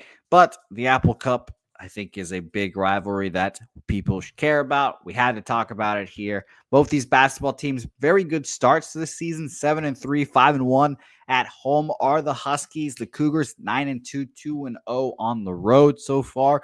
Only $26 to get in here at the Alaska Airlines Arena. So you got to be there if you're in the Washington area. Come on. Washington's last 5 games, they beat Eastern Washington. It's 87-69. They lose back-to-back to both California teams, I should say USC, or should I say Los Angeles, USC and UCLA. They lose both. They beat no-name school, and then they they host Colorado State, and they beat them as well. Washington State on the other side, kind of the same, kind of vibe, but they've been a little more successful. They beat Missouri State. They beat Boise State. They beat Nevada, and both of those last 2 on the road. So pretty impressive. They lose to an SMU team by 17, and they come off that before that beating Fresno State. So interesting game. I wish this was a conference game now, but this is what it is now. So I'm interested to see what these two teams do. I like Washington State just based off the reaction of the chat here. Last thing here before we pass to you, Connor, market in this game. We've got 75% of the bets, 66% of the money on Washington State here, and 97% of the bets and money on the over. What do you think here, Connor? Yeah, I like Washington State too in this matchup. I mean, this should be good. Usually these games are always pretty good. Washington State too had a little bit of their number. Washington won last year in March, but they beat them 4 games prior, the 4 matchups. Washington State, one thing, brought over the coach from Eastern Washington, brought a bunch of his guys, Price, etc. They need to shoot the 3. And they shoot a lot of them when they're making them. They could be red hot and win this game, and it's shown in the numbers. Cal Meese, this guy's pretty good too. Averages 15 points for him. I don't know. One thing with Washington, they've been tough for me a little bit to figure out. Where I've seen enough here at Washington State, and that's why I look their way. I still think they're flawed. They haven't been very good offensively. You're talking about a team 357, 61% from the free throw line. Not been good. I mean, they just kicked Eastern Washington's ass. Good win, but after bad losses, especially that home loss to SC, is not impressive. I like it. We have 3s here, Jose, all across the board. Give me +3 here, Washington State. Washington State +3 for Connor. Skunt bag play of the day is Washington State. Ron Crawford likes Washington State. Kent Davies likes Washington State. So I, too, will be on Washington State here as well. It's going to be a fun one. All right, let's recap real quick before we get into college football here. Connor, I have a few plays written down here that I like and might move on. I've got 3 here. I just took off Xavier UConn under, passing on that one. But 3 plays I like here today. I'm going to move on. Mercyhurst +6.5. Stonehill, UMass Lowell under 150.5. And Washington State +3 there. So very interesting. Connor, what do you have today on your card? Let me find the best thing for Fairleigh Dickinson here. Creighton 3.5, -108, and +3 Minus 110, Washington State. Let me find the best thing I can get here. You said It's minus barely- 108 for that Washington one? No, Creighton minus 108, Washington State +3 minus 110. Minus 110. All right, beautiful. And Connor going to be on Creighton as well there. Washington State and Creighton for him. Good breakdowns, Connor. Thank you for breaking these games down with me and appreciate your knowledge as always. Let us change settings here real quick. Let's go outside into the lovely snow and let's talk about some college bowl games here. Let's bring on the third horseman of this trio here. We're talking college football and we need to get him on. Mr. Wine Time Sports joining the program. Wine Time, nice to see you. How goes things? Jose C. Mac, going to be here with you guys on a Wednesday, man. Stoked to talk these games today. What up?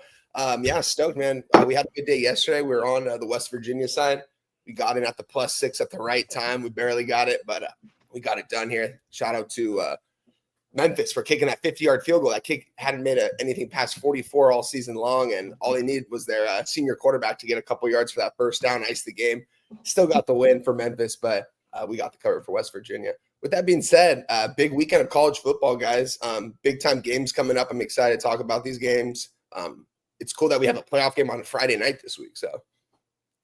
Yeah, it's going to be a lot of fun to see all these games shake out and unfold here. I will let you both know now, Molly the dog is shitting her pants right now, so I'm going to introduce this next game, and I'm going to disappear for a few minutes while I let Molly the dog go poop and such.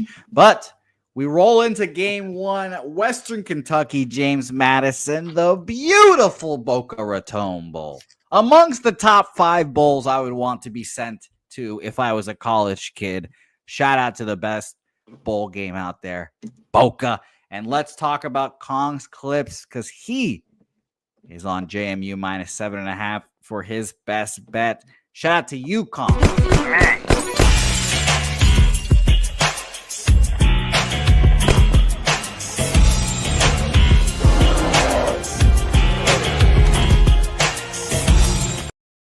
Beautiful Boca Raton. Thank you, my guy Kong, for dropping that in here. Nuke Worker saying JMU by double digits here as well. Well, let's start talking about the market in this game first, and then I will pass it off to you lovely gentlemen here.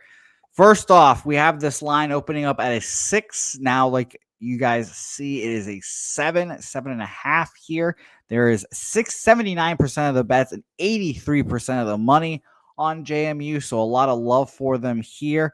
But we obviously know it is for a good reason. Now, Connor, I'll pass it off to you here first.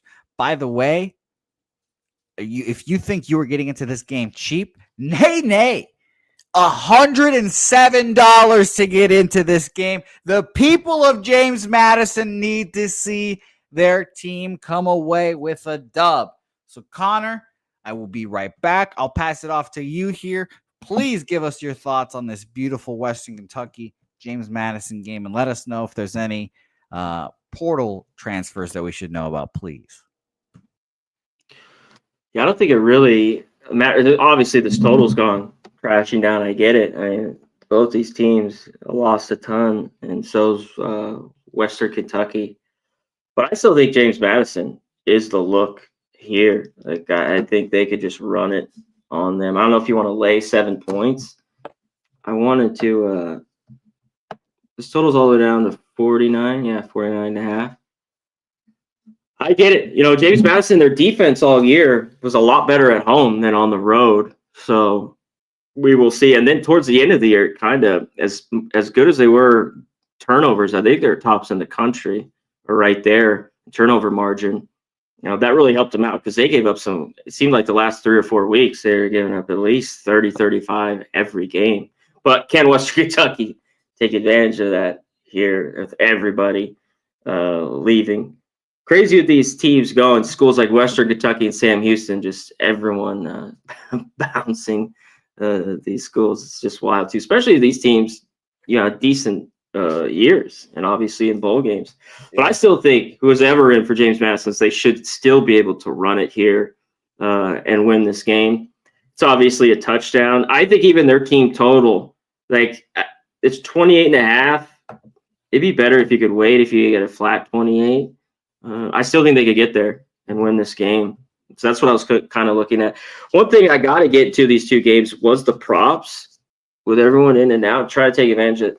Hudson Clement last night was like the easiest bet. I should have made a big bet on that. I loved it. I mean, I just should have had him. He had that like right away. So I'm trying to find these little things on like maybe it's a backup or running back, wherever, get more carries to cash on some of these props. So I might move. I got to do a little bit more digging here, but take it away, brother. Yeah, I have a prop in the next game. Actually, no props in this one. Interesting. A lot of players in both sides entered the portal. They have the new portal window now in college football where they open it up early. A lot of these guys can enter the portal and still play in these games. It's kind of wild. You really have to keep an eye on this. Shots to my guy, new worker in the chat, said the portal ruined the bowl season. Yeah, it has, man. Definitely makes it a lot more difficult to cap some of these games when you don't know who's playing. I see props up for Veltkamp right now, the quarterback of Western Kentucky. I'm actually kind of shocked. I'm seeing that a guy named, I believe his name is Billy Atkins, is going to be getting the start at QB for James Madison. Hasn't taken a snap this season. Those are the props that are up so far for these players. I'm not exactly sure who's going to be playing in this one. I do have a small play in this one in a parlay. I have James Madison. I have a money line in a 3-team parlay with 2 other teams that we're going to talk about later for plus 150. So I definitely think James Madison's going to get this done here. I think they just have more talent. They've lost the last 2 games, man. They blew that game to Marshall in the conference championship, just absolutely blew that game. Nothing you can really do about it. You look at Western Kentucky on this side.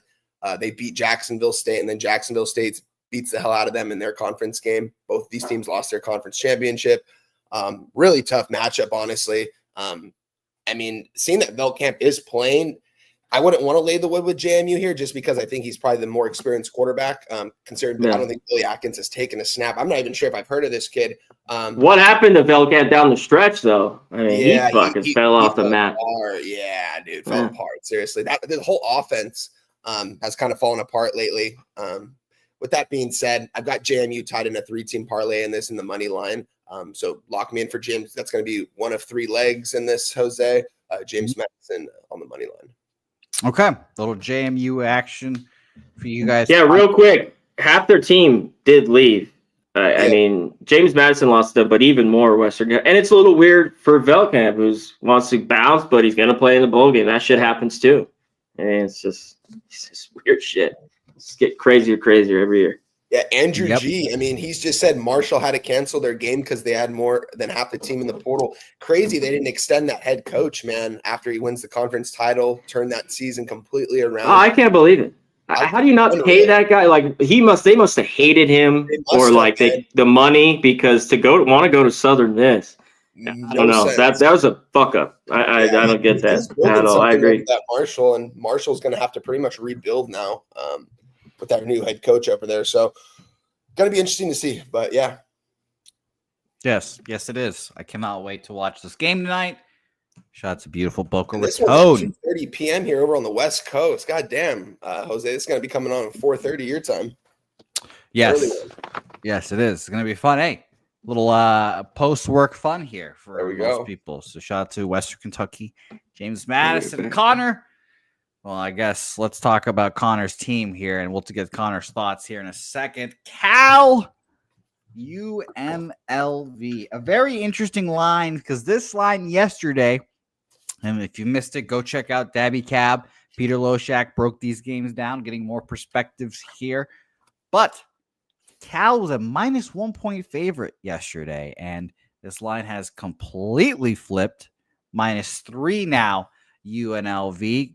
Wine, I'll let you be the expert and try to give us some kind of indication of why that could be, because this line moved quickly. We all know UNLV's story at this point, 10-3 on the year. They play Boise State in the Mountain West Championship.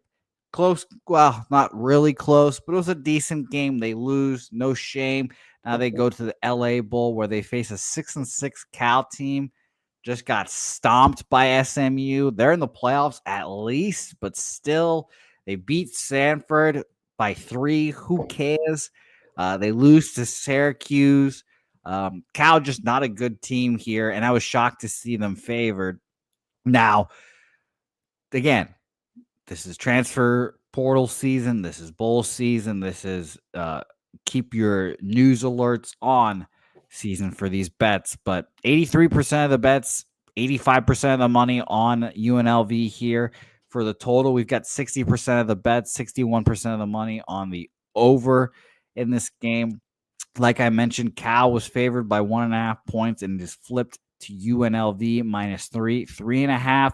And the total dropped a ton as well. 51.5 goes down to 45.5 here. And Robert Martin mentioning that Mendoza, Cal's quarterback, not playing as well. So I'll let you take it away and elaborate there. Wine, take it away. Yeah, Jose, two teams that I've been capping all season, it seems like, with you, especially this UNLV team. I know both these teams very well. A couple side things in this game. Barry Odom takes the head coaching job over at Purdue, signs a big paycheck over there. They get the young guy out of there after 1 or 2 years. They said, we're going to start over with Barry Odom. Look what he did at UNLV, man. Turned this program completely around. 2 of their 3 losses was to a team that is now has a first-round bye in the college football playoff. Pretty crazy, man. And Cal, on the other hand, without their offensive coordinator, he left. I forgot where he went, if they let him go, what the whole deal with that was. Cal, though, 6-6 team, barely able to get into this bowl game. LA Bowl, this is a fun one, man. I believe this is at SoFi. We already talked about Fernando Mendoza, the quarterback for Cal. He entered the transfer portal. Yeah, players can play if they're in the portal, but he decided to opt out of this game. He did not want to play in this game. With that being said, he's looking to go elsewhere. I know he's got a couple of visits lined up, even a visit at UCLA. So we'll see what happens there. Ricky White, one of the best receivers in college football here on UNLV, and he's got his quarterback, Haj Malik Williams, throwing to him. Haj Malik Williams has been playing good ball all season long. This guy came in expecting to be the starting quarterback. He lost the job to Sluka in the offseason. We already know what happened with Sluka. And shout out to Sluka. He's actually still in the portal. No one's really hitting him up right now. So crazy to think. I don't know what's going on with that. But Williams, man, he's taken this team over. He almost led them to a conference championship. If they would have won that game, they would have potentially have been in the college football playoff, which is absolutely wild. Barry Odom left his guys, though, man. That's why I can't back at UNLV in this spot here. He didn't even want to coach them in the last game. He wanted to get over Purdue right away, meet those guys over there. I'm sure he's going to try to get a couple of these players to roll over there with him. With that being said, Cal, actually a pretty good defense, Jose. They've had a pretty good ball hawk secondary, especially to start the season, not so much towards the end of the season, but they led FBS in interceptions, I believe, the first 5 games of the season. Jaden Ott, running back for Cal, a guy I was high on going into this year. You heard, in all my breakdowns and stuff when I talked about Cal, had nothing but good things to say about Jaden Ott. I thought he was probably a top 5 running back going into this year in college football. Turned out getting a lot of injuries, slowed him down a lot. It looked like he lost a step or two. He was just never really quite in shape to get it done. Guy is dynamic with the ball in his hands, and it looks like he's going to be playing in this one, guys. So I am going to move on a prop in this one. I'm going to move on Jaden Ott over 50.5 rushing yards at -115 right now. I do believe he's going to be able to get 12 to 16 touches in this one. I think their other running back, Thomas, I'm not sure if he's going to be in. I don't see any props up for him on my end right now, so I don't see anything for him. That being said, I think Jaden Ott might get a good workload here, and a lot of people have forgotten about this guy this year. And if Cal is without their starting quarterback, without their backup, they're looking like they're going to go with their third stringer today. Forgot what the kid's name is. I have it written down somewhere, but I think Jaden Ott's going to get involved quite often in this game, and he's going to get touches out of the backfield. He's also going to catch the ball in the backfield, but I am going to take his over rushing props, 50.5 at -115 right now. I'm going to move it on that spot. I have nothing on the side in this game just because I can't really trust either coaching staff. I like Justin Wilcox, somewhat of a coach. He can't really get over that 6-6 hump, but at the same time, you're at Cal. You're not really expected to do too much over there. UNLV, I mentioned their coach left to go to the other program early. I'm not sure how much these guys are going to want to play. I'm assuming Williams and Ricky White are going to want to go out there and ball out if it's their last game. I'm not sure what their eligibility is looking like. I know Williams was a 5th-year guy. So I don't think he has any eligibility. We'll see about that, though. You never know in college football. But give me Jaden Ott over 50.5 rushing yards, -115. Wine time is indeed OOTT to go. You know, shout out to Jaden Ott, fun song as well earlier in the season. Connor, this is your team. Did you just say that for real? Anyway, Chandler Rogers is the QB today for. That's right. Okay, that's right. For Yeah, Cal. that's really well. Yeah, we'll see what You're he can do. You're not ought to go, Connor. Is that what you're telling me? you're not with the shits here. Come on. Well, UNLV's your squad. I expect them to roll here. What do you think? Yeah, I think they do too. I think it was all a question just, I don't know, a week ago or 9 days ago, because Odom bounces. Everyone thinks everyone's going to go with him. Then everything's up in the air because who's going to play with Cal. Then the line flips. Mullen gets hired. They give him a boatload of fucking cash, the most ever, $18 million. So we'll see what he can do. So I think that's kind of got the program up. Maybe they'll be able to keep a few of these guys, and they won't get a ton to transfer. Who wants to go to Purdue anyways? Vegas? For real. I mean, come on. For real. Yeah, that's real. Nuts. I thought it, like maybe West Virginia, North Carolina, like maybe like Central Florida, but like Purdue. Yeah. I mean, I know they offered him the most money he's gotten, I believe, but I mean, yeah, I don't know. Shit. Yeah. I think UNLV wins this game here. And you can I don't know what we get from Cal. We'll see if Ott can this would be the game to give him the ball though, at least. You know, Weinstein, like what the fuck? It just some games they did, and he would go, you wouldn't see him, and he'd be more of a receiver and catch 5 or 6 balls, and he'd only, get 5 carries. UNLV was decent against the run, maybe not great. So we'll see what this defense could do. Most of the defense is there, so I think that'll be big. And Ricky White, great receiver, have a big game. Of course, he's blocked 3 or 4 punts too this year. Watch him off the edge in a game like this. So yeah, UNLV here. And yeah, they obviously, the coach is just the interim guy, the wide receiver coach, Alexander, just for this game. Yeah, I think it is what it is. They feel fine with him. He's been there. So Rebels for Connor. Shout out to Dan Mullins. Hope continue bringing back Vegas in college football. And by the way, yes, Robert Martin, this is going to be hosted by Gronk. What does that mean? I don't know, but it will be hosted by Gronk. So shout out to him. UNLV for me, a little Jaden Ott for wine time. We move on. Next, Georgia Southern versus Sam Houston in the RL Carriers New Orleans Bowl, or Nolans Bowl, as some people would call it.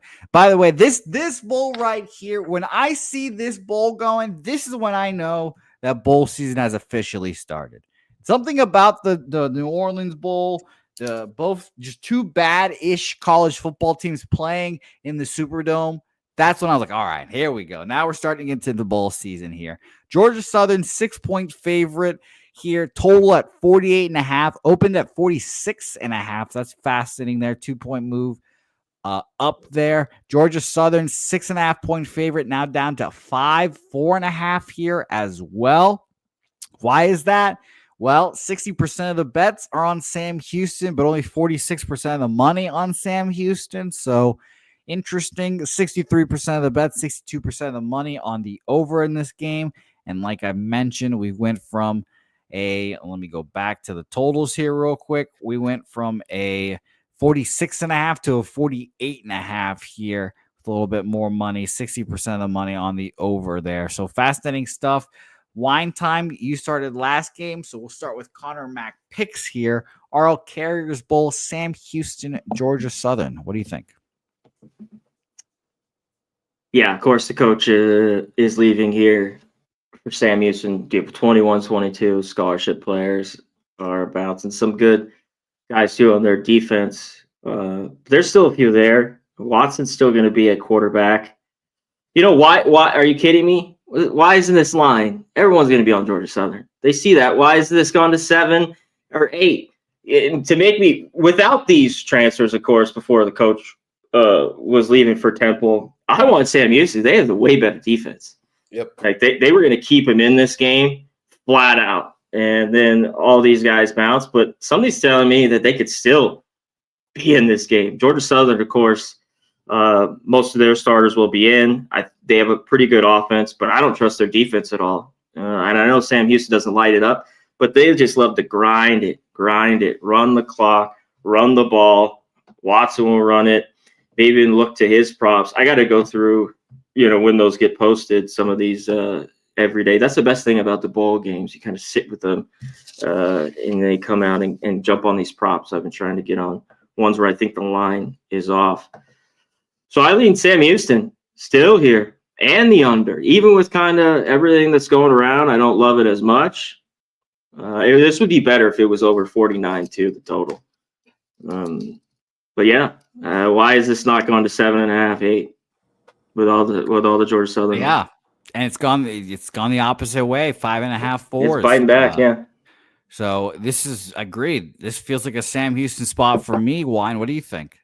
Yeah, I got nothing in this game, but yeah, the Sam Houston coach that he leaves for Temple, good hire for Temple. I mean, look what this guy did at Sam Houston State, a program that's not supposed to be good by any means, and they go 9-3. You look at their defense with C-Mac already touched on, one of the probably the best defense in that conference. If you look at their points per game allowed, I mean, these last 5 games, just out of this world, 18 points, 21 points, 17 points, 3 points, 7 points, playing really good defense on that side of the football.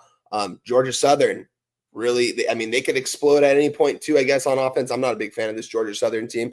This is a straight backwood for me, guys. I got nothing in this one. Shout out to the Wisconsin OC, took the job here at Sam Houston, so he won't be coaching this one, but that is their new head coach over at Sam Houston. So signing a decent coach from a good program like Wisconsin, Big Ten program, good for them. Nothing on this game though, Jose. I'm ready to get to the next one.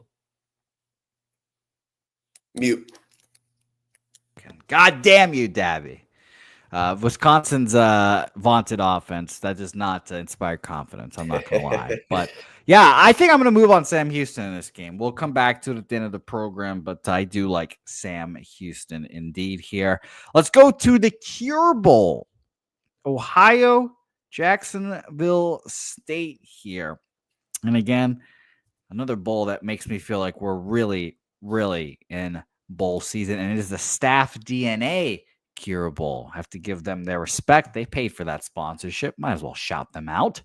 58% of the bets and 57% of the money on Ohio here. And we've got sharp action on the total in this game. 44% of the bets, 71% of the money on the over in this game. So big bets coming in on that total. So let's talk about that total right now here. Opened up at a 52, now at a 56.5. Wow. Sharp money affecting that total there. Ohio, 2.5-point favorite opener all the way up to 4.5 here. Wine Time Sports, Cure Bowl. Take it away. Yeah, shout out to Rich Rodriguez. All these coaches just going and leaving different programs. He goes back to his alma mater, West Virginia. They got rid of the Neil Brown over there, brought in some old blood, went to the school, coached there. I mean, guy's done a really good job at Jacksonville State this year. But that being said, Ohio, though, they won the MAC championship. And how many players did they lose in the portal last offseason, guys? I mean, they lost their starting quarterback, Curtis Rourke, who's going to be playing for a college football playoff right now. And, they won the MAC still. Oh, and Ohio, crazy enough, 6-0 last 6 ATS. Ohio has won 5 straight bowl games in their last 5 bowl games. Both teams don't really have a lot in the portal either, surprisingly enough here. Jacksonville State, not a lot of guys in the portal quite yet. I'm not sure if Rich Rodriguez is going to bring some guys over and he's going to let them play in this game, let them finish it out there because he's not finishing out there in Jacksonville State. He was already in the broadcast booth last night at the West Virginia game, talking about how stoked he was to accept that job. With that being said, man, I really want to get on Ohio in this spot. I haven't moved on them yet. I'm seeing 4.5s now. And last night I had it circled at 3.5 that it might be a play I might be interested in. 4.5. I don't know if I can get there quite yet. We'll see, but I have a huge lean towards Ohio. Like I said, I mean, they've won the last 5 straight bowl games. They're 6-0 ATS, playing some good ball towards the end of the stretch. And not a lot of guys entered the portal from either of these teams as of this last week. I haven't checked the last couple of days, but I believe a lot of these players will be playing in this one. So with that being said, I have a big lean towards Ohio in this one. Big lean for wine time. Connor, thoughts on this game? Yeah, Jacksonville State just has a few guys. They just have, it looks like, a few safeties and a couple others. So Huff's going to go in this one. The offense looks pretty good. In Ohio, basically everyone that I've seen so far will play in this game. After the huge win, the big key, can Jacksonville State run it here? Well, that's what they do. They want to run the football. Can they run it on one of the better run defenses in the country? I say that in the, maybe best in the MAC. You got to kind of put it to that. They only gave up 95 yards, and this defense is better. So I lean to Ohio in this game. One thing, they covered numbers as a favorite. I just have Parker Navarro still gives me like, this guy's 2 turnovers, and man, but he was pretty good all year. He had the little stint where he sat and he came back. And they had a big win after losing the last couple in the conference championship. And I lean their way too. I think they win this football game as well. Jacksonville State, I think Ohio will be able to run it just all over them. That's one thing. Jacksonville State, the defense was supposed to be pretty good. It was horrible to start the year. Played a little bit better down the stretch, but they had to win games more like high scoring games, a little bit back and forth. I don't know if they can stop Ohio. Okay, so Ohio love here, and you guys in the chat mentioning that Jacksonville State losing parts in their defense. I was looking at Ohio lines right now. I've got them written down here. You know why? I'm surprised you haven't mentioned that Ohio or one of the earlier teams. I forgot which one I was thinking of now. Maybe it's probably UNLV. I'm surprised they're not in your parlay, so I'm interested to hear. Yeah, the other two legs. I mean, you're gonna like one of them. I know that, Jose. It's gonna be towards the end of the show. But, Well, I'm excited to hear that one, especially then. Let us move on then to our next bowl game, the lovely Tulane versus Florida matchup in the Gasparilla Bowl here. 14-point favorites for Florida here. Now, sure, Tulane, you can say transfers, et cetera, but what a change from what Florida was at the beginning of the season. We wrote them for dead. Their coach was fired. And then all it took was playing a little DJ Lagway. Coach is back, and everything seems to be going in the right direction here in Gainesville. Now, it's funny, wine time, if there's people out there that played NCAA college football video game, you would have known immediately that DJ Lagway was the quarterback for Florida and not Graham Mertz. Shout out to all you gamers out there. But a 14-point spread's hard to get into here as a bowl game. I think Florida is going to be very motivated to go out there and roll. This opened up at 9.5 and is down to 13.5 at the very least. That 14 just deemed to be too much, I suppose. But 69% of the bets, 81% of the money on Florida. Pretty split totals wise, 57% of the bets and 53% of the money on Florida there. I still kind of lean that direction. Why? What do you think? Really tough game right here, Jose, going into it. So Tulane quarterback, he transferred. He's out. He's not going to be playing in this one. I mean, does anyone know in the chat who the backup quarterback for Tulane is? I had totally forgotten until I started capping this game again. Guys, it's Ty Thompson. This guy was Bo Nix's backup his last 2 years at Oregon. Was pretty much promised the starting job after Bo Nix left, and they signed Dylan Gabriel right away, and he hits the portal. A guy that was really into that Oregon program, really wanted to win there and play well for them. He ends up transferring to a program like Tulane, doesn't even win the starting job there. But the guy played in almost every single game. He had 6 rushing touchdowns. He's a big time runner. I questioned his arm, and I'm assuming that's why Oregon questioned him as well, because that arm is a little suspect at times.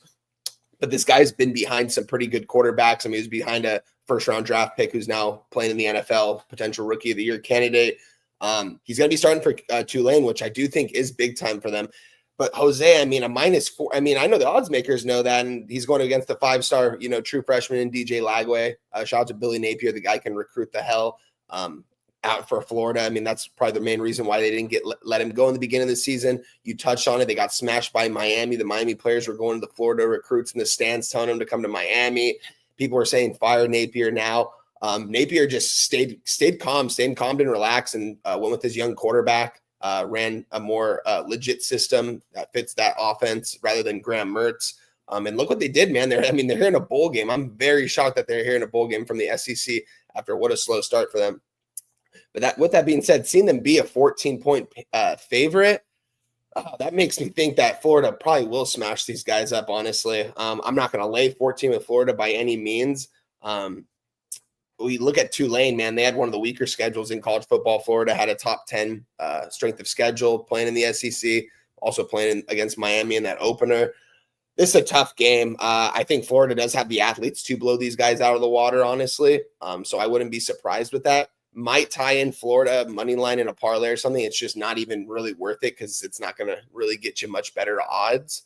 I can't lay 14 points with Florida. I could only take Tulane here, guys, and I honestly will most likely be on Tulane the day of this game. I know I'm going to cap this game with Jimmy on Friday, so going to be interesting to see where the line goes. I see a 13.5 right now, so I don't think we're going to see 14s. I think this is probably going to go to a 13 most likely. We're seeing a lot of the money and bets come in on Florida, and yeah, we saw this line jump from a 9.5 to a 14 out to 13.5, but I have a lean towards Tulane just because they have a quarterback that can play and that's going to want to at least try to show off some of his skills, maybe get the starting job next year here, go somewhere else. We'll see. With that being said, I'm staying off this, but I might get on Tulane. Interesting. Connor, any thoughts here? You going to back the Florida bandwagon with a little DJ Lagway action? No. I mean, shout out to Florida, the way they ended the year. They just got better at all facets, all three, offense, defense, and special teams. There were problems. I thought their defense end was there. Had problems with Mertz, and I hated the two quarterback. And I'm glad he's out of there. He can go somewhere else. Where is he going to play? His 8th year somewhere? Anyway, please no. Just go into the job force, grab Mertz. Get a job. No shit. I know. Get a real job. Well, he's going to make money playing football for a fucking 10th year. But Florida, are they really excited for this? He kept his job, I guess. I don't know. I think so, but I don't really want to back them. Tulane, one thing, they were bad down the stretch. They beat up on the bat, pretty easy schedule. But I think this football team's decent. The problem is, I think Thompson's all right. I haven't seen enough of him, though. With Ty Thompson, I don't know what we're going to get. They have a decent running game. Most of these guys are going to be back. For Tulane, they signed the coach to an extension, even with those losses. So I think they could play tough. Maybe this gets over 2 touchdowns. I was thinking maybe look at Tulane, but it's tough to back a quarterback I've never seen before. Really, he got in a couple games early on. I think when they beat up on Temple. So I don't know what we're gonna get really. See what Tulane. That's what I was calling them at the end of the year. Not Tulane, fucking lane. Oh, they did make me a lot of money though early in the year. By the way, Preston, Throwback Thursday. Graham Mertz was the first quarterback we covered at PSR in January 2019 at the All-American Bowl. Good Lord. We are old as fuck, Preston. But, Graham Mertz, it's time to get a job, man. It's time to get into the workforce. Accountant, banker, whatever. Car salesman. It's time, Graham. It's time. It's time. It comes for us all, but it's time. Shout out to Andrew G. He said Mertz and Rising 8th year. Yeah, Cam Rising. I haven't really heard too much about him the last week or two. I know he's trying to get another year. I think he was granted another year of eligibility. Going to be curious to see where he goes, man. The guy hasn't been able to stay healthy for the last 4 or 5 years, it seems like. So, but yeah, that's going to be interesting to see as well. Get a job, Cam Rising. Get a fucking job. All right, let's go to our appetizer. Well, I guess you could say this is the appetizer. Let's go to our main course here for this Friday night. Playoff game number 1. The first playoff game in the 12-team college football playoff history. And we go to the heart of football, Indiana, obviously. No basketball here for the Hoosiers. We have Notre Dame, Indiana. Marcus Freeman going to get a bag dropped off at his doorstep. every year now, it seems like, because Notre Dame, it just seems like a perfect playoff team every year. They just have to not fuck it up. They've had their fuck ups this year. They lose to NIU in front of DJ Big Box's face. Shout out to him. But now they found themselves and they're hosting a playoff game against what I think everyone here will say is a very beatable Indiana team. Now, shout out to Kurt Signetti. Great year. No one expected this. All the Indiana boosters are thrilled. The basketball team sucks, so this is the only thing the Hoosiers have right now. But I just worry about being happy to be there if you're Indiana. You know, it's 7.5 points. Is this an in-state rivalry? I guess, but 7.5 points, and we're going to see a lot of that as well. A lot of these totals sitting around that 7 range. It's very interesting. Let's go to the ticket counts in these games. 50-50 basically against the spread. 51% of the bets and money on Notre Dame here. And for the total, sharps on the under here. 45% of the bets. 71% of the money on the under here. Now, I will say this. 7.5 has turned to a 7 for Notre Dame. So that's very interesting here. But the total is the thing that has stuck out to me here. This opened up at a 50. We're at 51, 51.5, even 52 at some places. And again, I'll mention that there's 45% of the bets and 71% of the money on the under here. Reminder, these games are home games now. These are not neutral sites. So we are in South Bend. It's going to be a raucous environment. I personally here, gun to head, I'm leaning towards the under in this game. I just don't think Indiana comes to play offensively. Would be surprised if they got 21 points. I'd be pretty surprised. And I don't believe in Notre Dame's offense to go put up 50 in their own right. So I lean under in this game. Wine time, we'll start with you here.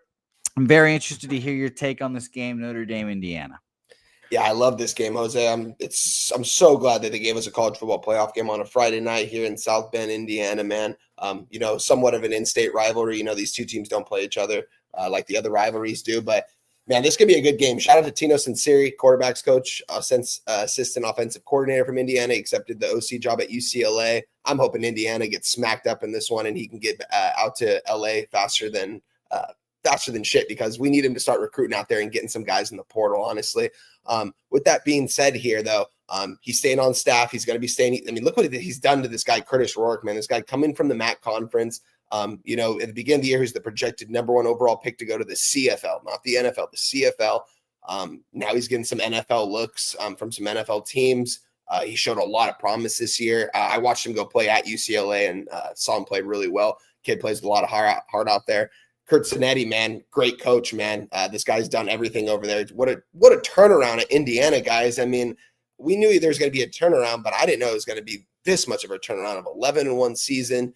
They had some trouble against Ohio State. They got smacked up in that game. It wasn't a very hostile environment. This is going to be a hostile environment as well. Talk about the number 2 and the number 3 offenses in the nation, points per game wise. Indiana 2, Notre Dame 3, which does kind of surprises me about Notre Dame, because when you look at this offense, you don't see a very explosive offense. Give or take, their schedule has been fairly weak. Both of these teams, guys, have had 2 of the weaker schedules in all of college football. They've been able to get off against who they want to. Notre Dame had that hiccup against NIU at home. It happens. You can't be perfect all the time. With that being said, man, Riley, he likes to get the ball out quick. He likes to get the ball to his playmakers in space and let them work. He needs to do that. He needs to limit turnovers in this one if they want to get past Indiana, and they need to get up and they need to burn clock. They need to keep this Indiana offense off the field as much as they can, because Indiana, they're explosive on offense, man. They're fast. They like to go up and score quick. If Notre Dame can control the time of possession, burn this clock out, run the ball, you've got one of the better running backs in Jeremiah Love. This guy's a top 5 running back in college football. This guy, if he was going to the draft, this guy's going to be a 2nd, 3rd round pick. The guy's got all the talent in the world. I believe he has over 20 touchdowns this season.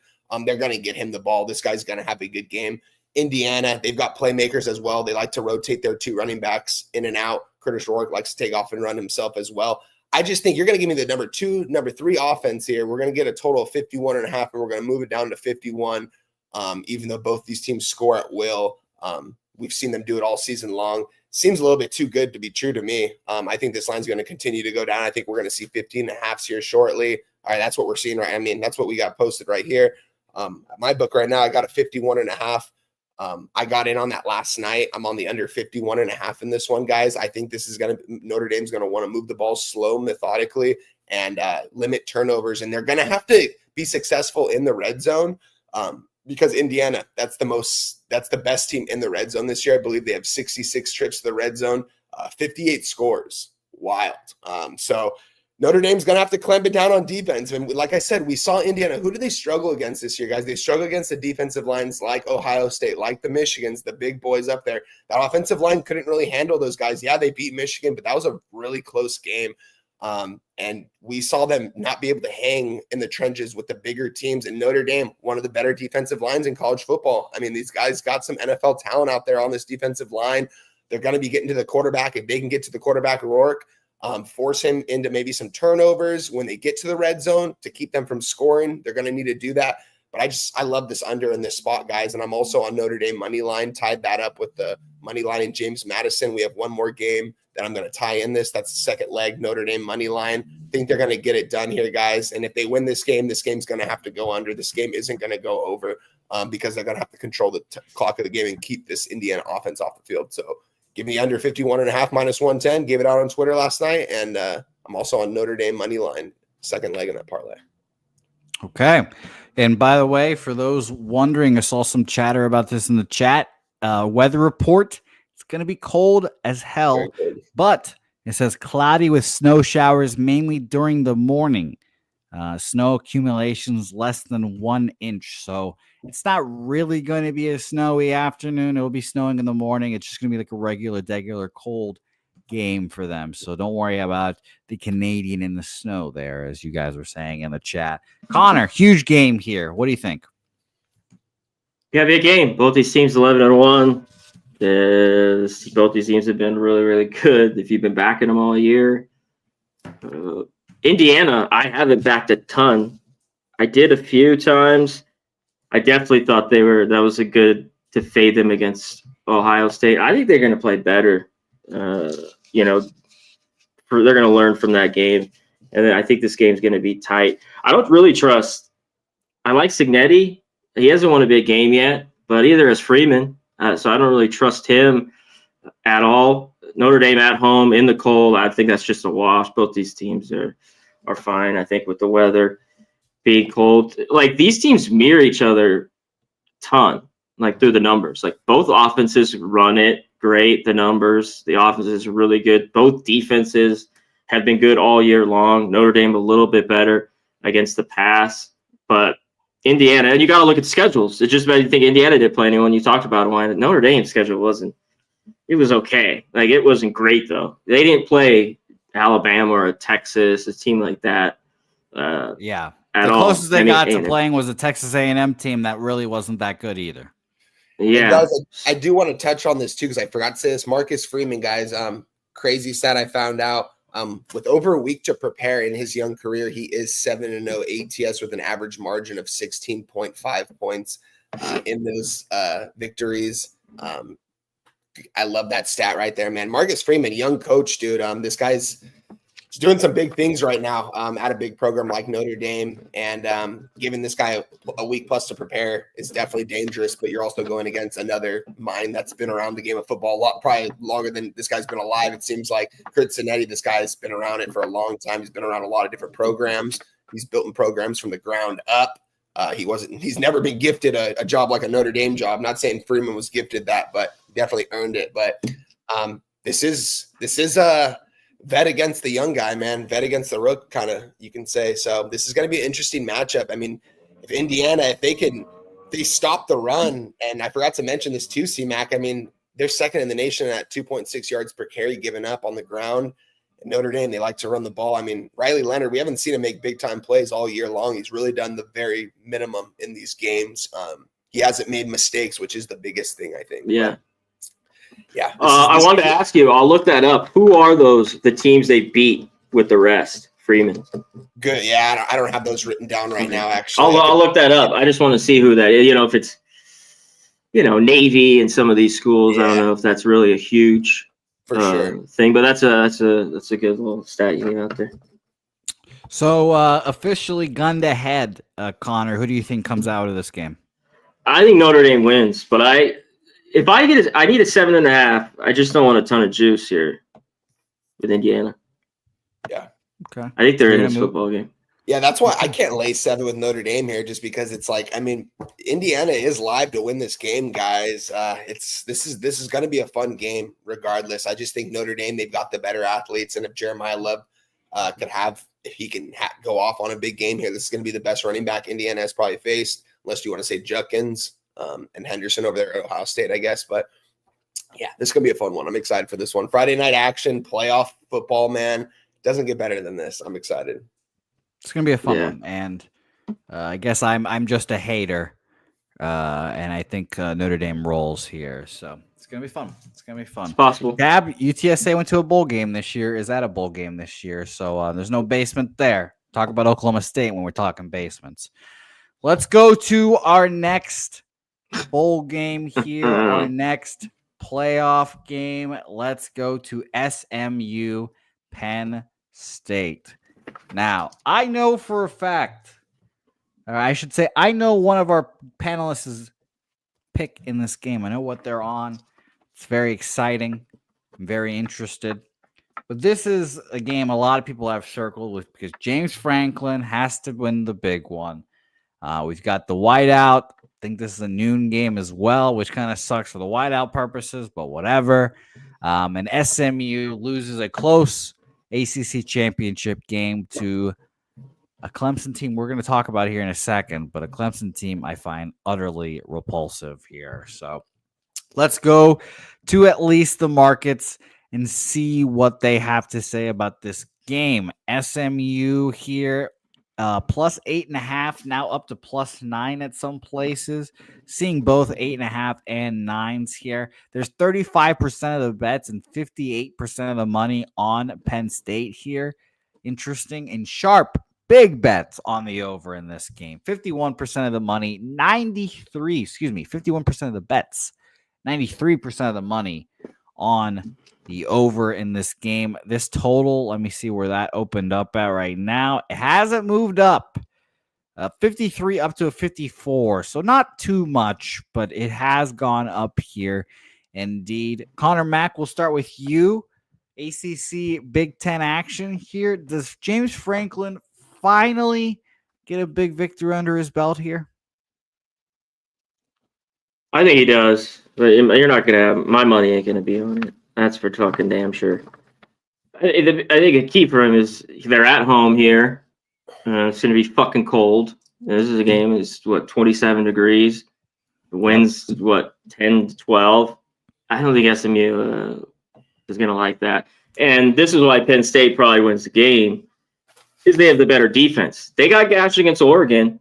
They were able to move the ball against Oregon, but like when it comes down to it, they just have the better defense, hands down, in the trenches, the secondary. And I don't know what we get from SMU at all. Everything steamrolled in that game against Clemson right away. There was a bad call that shouldn't have been a touchdown, but the early turnovers, like Jennings takes care of the ball. They are in this. They're in the game, I think. They have the playmakers, I think, to hang in this game. So I think them in the points. And the weather kind of keeps me off because I think there's some points, but I'm not going to mess around with this total just because it's going to be cold. But I think Penn State had success. And I think if you like Penn State, why lay 8.5? Just take their team total. Like, why, you know what I mean? Why mess around and want to lay 8.5 with Franklin? Especially if you think they can move the ball, which I think they can against SMU. They could get their team total. And I forget what it is here. Just below 30, I think, right? I can look it up right now. One sec. I had it up here. Robert Martin, this is not a night game. This game is at noon. Is it noon? Yeah. Yes, this game is at noon, but it is a whiteout if that means anything to you. There, Robert Martin. 31 and a half. Yeah, I'm seeing the 32. third for SMU 21.5, Penn State 31.5. Yeah, it's close. I think they can get there. So that's what I have here. I got a 110 here, Jose. So yeah, give me down Indiana plus 7.5, minus 110. All right, IU plus 7.5, and anything official on this one? No, I'm gonna move. I think I gotta wait here. Okay, waiting for Connor. And yes, I can confirm if I'm bundled up and freezing at 50 degrees, 30s and 20s is going to be tough for the Dallas guys. So we'll see. I don't think they've been in any of that kind of weather. No. Wine is a big game for you here. I'm going to sit back and just watch the show here. Take it away. Penn State, SMU. Yeah, I've been dying to talk about this game for a while, man. Big time game here for SMU, biggest game of program history. I heard Rhett Lashley talk about this week, that first quarter, all those two hiccups that they made. They can't allow that to happen. They simply can't. We saw them do it early on in the season when they were struggling a little bit. This SMU team had a team total this season of 7.5 at the beginning of the year, juice to the over, took the over on that, cash with ease, man. But in the beginning of the season, this team very much was suspect, and they didn't look up to par as what I thought they were. They made the quarterback to Kevin Jennings from Preston Stone. Surprising move, if you ask me, at that time of the season, because I thought Preston Stone was Rhett's guy. Preston Stone's entering the portal, but he will be on the sideline in this one, being the backup quarterback. Shout out to him for doing that. Breaking news, guys. Drew Aller is staying his senior year at Penn State. I didn't know that was anything to be announced because I didn't even know he was an NFL pro. I didn't even know he was going to be a top He's 5. not. That's bullshit. He was just saying that. He ain't nothing. He had to get the fuck out of here. Yeah, that's fucking crazy. Yeah. I couldn't believe it, honestly, when I saw all these reports saying that he was going to stay. I was like, well, I didn't even know he had an opportunity to leave. I thought that shouldn't even be in the question. Backup quarterback hits the portal. He's not going to be in this one for Penn State. He bounced out. He said, screw you guys. You guys can go with the third stringer instead of me because I don't want to play for you guys. Penn State, what a season they had. I mean, look what Franklin went out and did this last offseason, guys. He goes and grabs Tom Allen from Indiana, who was the head coach there, hires him as the defensive coordinator. What is exactly up. He's not a head coach, Tom Allen isn't. He's a good defensive coordinator. He can run a really good conservative defense. He can put the clamps down. He can bring his personnel in and implement his plans. He can do that right away, and we're seeing him because this Penn State defense is legit.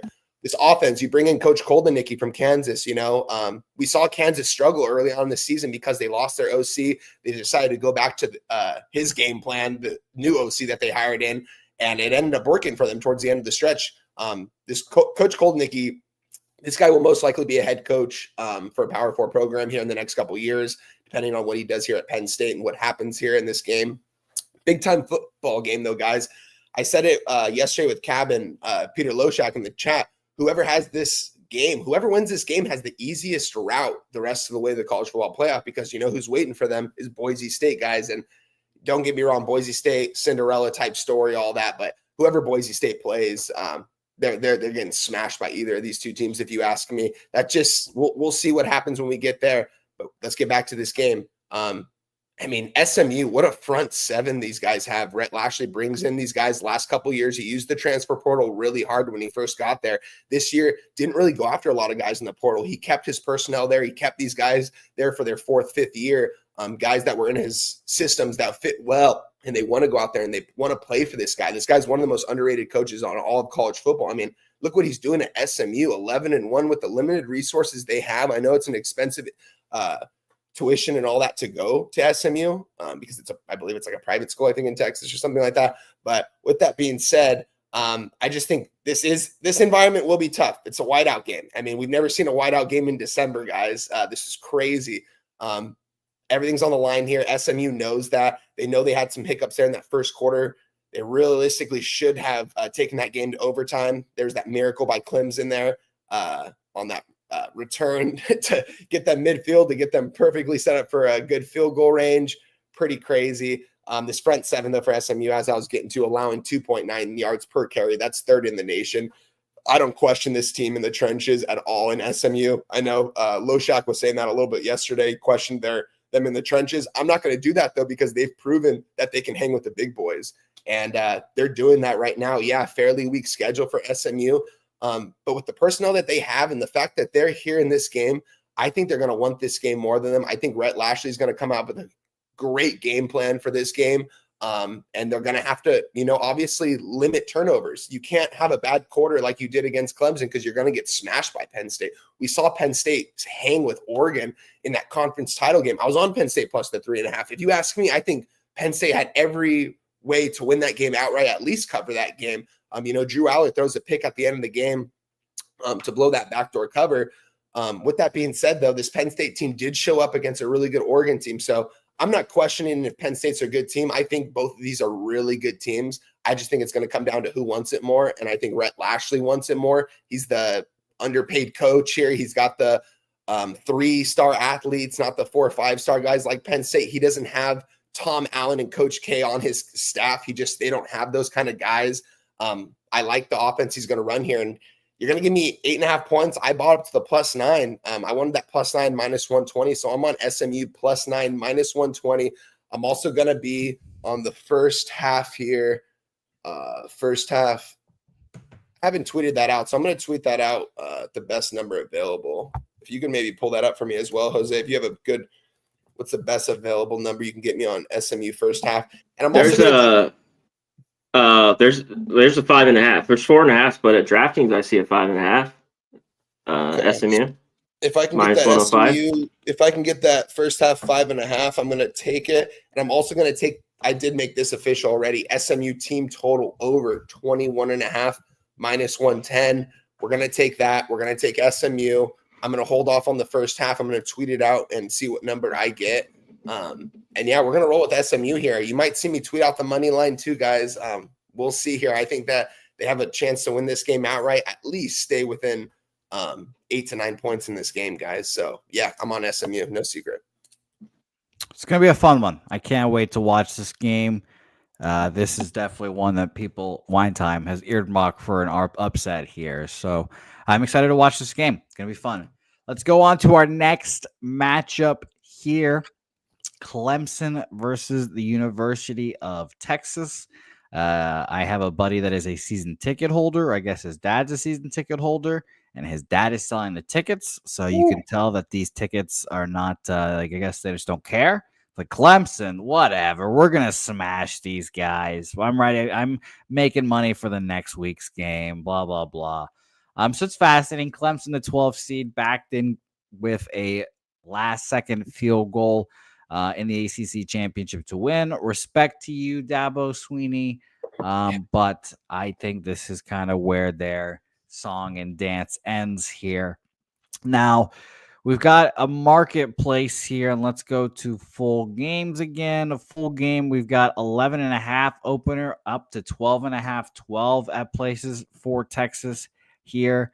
We have for the market here, we have, let's see, 38% of the bets, but 57% of the money on Texas with 17,000 tickets in. Total pretty split, 54% of the bets, 48% of the money on the over. So pretty split down the middle. But if I had to pick, it's kind of tough, I guess, between the Indiana game. I do think that's going to be a blowout, but I do expect Texas to kind of roll here. And I'm just interested to see what Dabo Swinney can pull out of his bag. He's got a good quarterback, but what else can he do here? So fascinating game. Wine Time, we'll start with you here this time. Texas, Clemson, what do you think? Yeah, this is going to be a good matchup too. I mean, Clemson, a lot of question marks if they should realistically be here. They did win the ACC title game against SMU, the team I just talked about. Dabo, man, he's just been there so many times. Guy's got all the experience, man.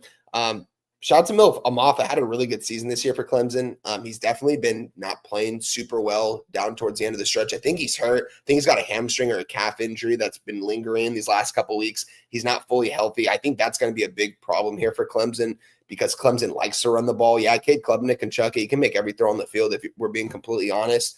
But he's had a lot of pressure off him by being able to hand the ball off to Phil Maffa. And I'm just not sure if he's even 80% in this game here. And guys, this Texas defense, I mean, come on, this is one of the best defenses in the nation. We've seen them week in and week out just play lights out. I mean, this is supposed to be an offensive football team, but yet their defense is what's winning their games right now. Texas so bad in the red zone, it seems like, on offense in these last couple games, man. Like the last 5 games, they just really couldn't get it going in the red zone, couldn't get the ball down there. I'm not sure what's going to be going on with Quentin Ewers. If he's struggling in this game, if they bring in Manning, I don't think that's going to actually happen and give Manning a full workload here. But I mean, I just don't know how much longer you can go with Quentin Ewers if he's only going to get you 10 to 20 points a game, because you have to rely on this defense, which they can do. I think this defense can shut down Clemson. I just think 12 points, this is just, I can't lay this with Texas, but I also can't take Clemson in this spot because maybe Texas, they show some life here, because over the last couple of weeks, even in the A&M game, they look bad against A&M. Like that was one of the worst games I probably ever watched was Texas against Texas A&M. Both teams just played completely horrible. But the one thing that did stand out to me was this Texas defense. They've got an elite front seven. They've got a good offensive line too to protect their quarterback Ewers. And they've got all the playmakers they possibly have at disposal. It's just these guys aren't making plays. It just doesn't make sense to me what's going on with this Texas team right now offensively. With that being said, I got nothing on this game, guys. I mean, maybe if you want to tie in Texas money line in another parlay, I definitely think Texas wins this game. I don't think Clemson win this game by any means. I don't have Texas in any of my parlays, though. One of the games I'm off of. Going to be a fun game to watch with Sark and Dabo. But again, Sark, it's like, I don't know if I could trust this guy in the big time games. We've seen him fail miserably with talent, so that's where it's tough for me too in this spot. So with that being said, I'm staying off this game. Connor, what do you think here? Does Dabo pull a rabbit out of his ass here? I don't think so. I'll be short here. Yeah, I don't know if Sark can either. I mean, I got to see it here, especially with this offense. The way it's looked, this wasn't just in the title game and the first half, which is they should have been up 21-0 in that game, 17-0. And they didn't. But it happened the weeks before. I mean, A&M a pretty good defense, but Arkansas, Kentucky, they were struggling in the red zone. I like the under in this game, and even more, I got to take Clemson's team total under. I don't know how they get to 21. None of these teams against this Texas defense did. None of them. Like, if you go down the line, Arkansas at 10, especially Florida at 17, at A&M only at 7 points. Last week, Georgia, until they got going, they weren't going to get that. That game went to OT. And, of course, all the mistakes Texas made. The defense is for real, and that's what I want to back in this game. And it shows. The pass defense has been really, really good all year, and the run defense is very solid as well. And they played a good schedule, the Texas. Clemson, when they stepped it up, they didn't play well. The South Carolina game, they did make some mistakes. So did South Carolina. But Sellers pulled out that game. But even week 1, where they got their ass kicked to Georgia, good old Clade, he's going to make a pick or two here. He's going to be his old self. So the 20.5 minus 135, I knows no way I could take that. But give me the under here, 19.5 team total minus 105 for Clemson team total under. All right, 19.5 minus 105. And you said you were interested in the full game under, but you're not going to move on it? Yeah. I'm going to just stick to theirs because I think it works out. Like if they score more than 20, and Texas doesn't, that's good. That would be crazy. So normally I go with the full game, but what I've seen all year from this defense at home, I got to bank on that. You know what I mean? Yeah, no, I understand that completely. I think Texas and the atmosphere, Darrell K. Royal will be rocking. But I do think fans are looking forward to that next game here. So I'm interested. I think Dabo could keep this game close, but I do expect a blowout here nonetheless. All right. Next game on our card, the big one, I think the most highly anticipated one of the weekend. Tennessee, Ohio State here. And let's start with the biggest question on this game. What version of Ohio State are we going to get? I think that is the question everyone's asking themselves. They obviously get embarrassed against Michigan. We all know this. Ryan Day, I mean, it's like what, 70% of Ohio State fans want him gone, regardless of the result of these games. And I find that all to be fascinating. Is that going to lead them to be playing a little more free and all that stuff? I'm interested. But the real question, again, for Tennessee now is what version of millionaire Nico Iamaleava, whatever, I can't really say his name correctly, but we'll just call him Nico. He comes out. He's been starting this whole year, basically injury, but he's been out there the whole year. So at this point, he's a sophomore almost. And I just need to see how far he can take him. He was a big-time quarterback coming into this year for a reason.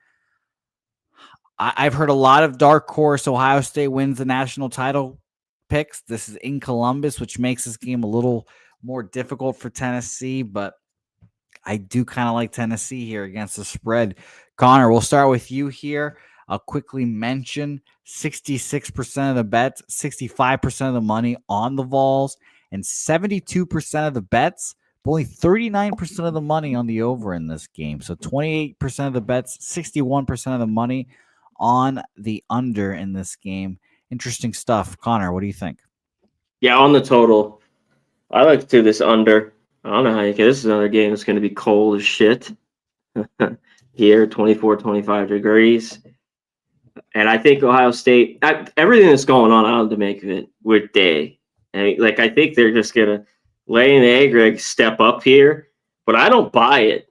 And I talked about it plenty with this Ohio State team.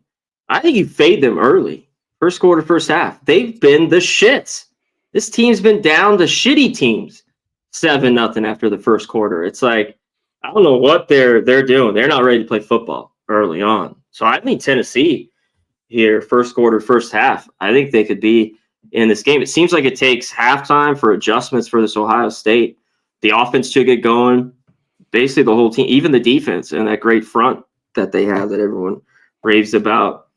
I'm not a big Howard fan. I talked about that. This is what I said. When he comes to big games, not that he's been awful, but that Oregon game he was okay. They lose to Michigan. He was all right. They beat Indiana.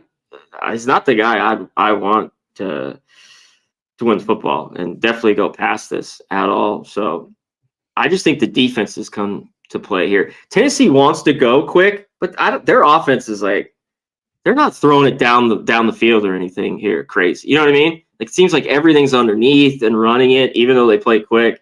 And I think Ohio State can shut that down. I don't know if they're going to have a ton of success at all in this game. So I haven't bet anything, but I definitely like the under in this one. I think Tennessee could hang around, especially early. I just had to go through it a little bit more in the end. And Tennessee has a pretty good defense. In the end, I think Ohio State will get enough in this game. I don't know how much that is. I don't know if they're scoring crazy amount, but I think they could maybe get in the 20s. But yeah, so just leans here for me. Tennessee early and the under in this game. It's going to be cold. This is some December weather in Ohio right here. Cold. Yeah, and funny enough, I don't expect Tennessee to be too affected by it, but no, I'm not really bet on them. I'm just saying it's going to be December cold football. Yeah, playoff football. I am. Maybe. I will say this: I'm a little worried about Nico. The whole team I'm fine with, but we'll see how Nico does. He will decide this game, I think, for better or for worse. And can they run it on Ohio State?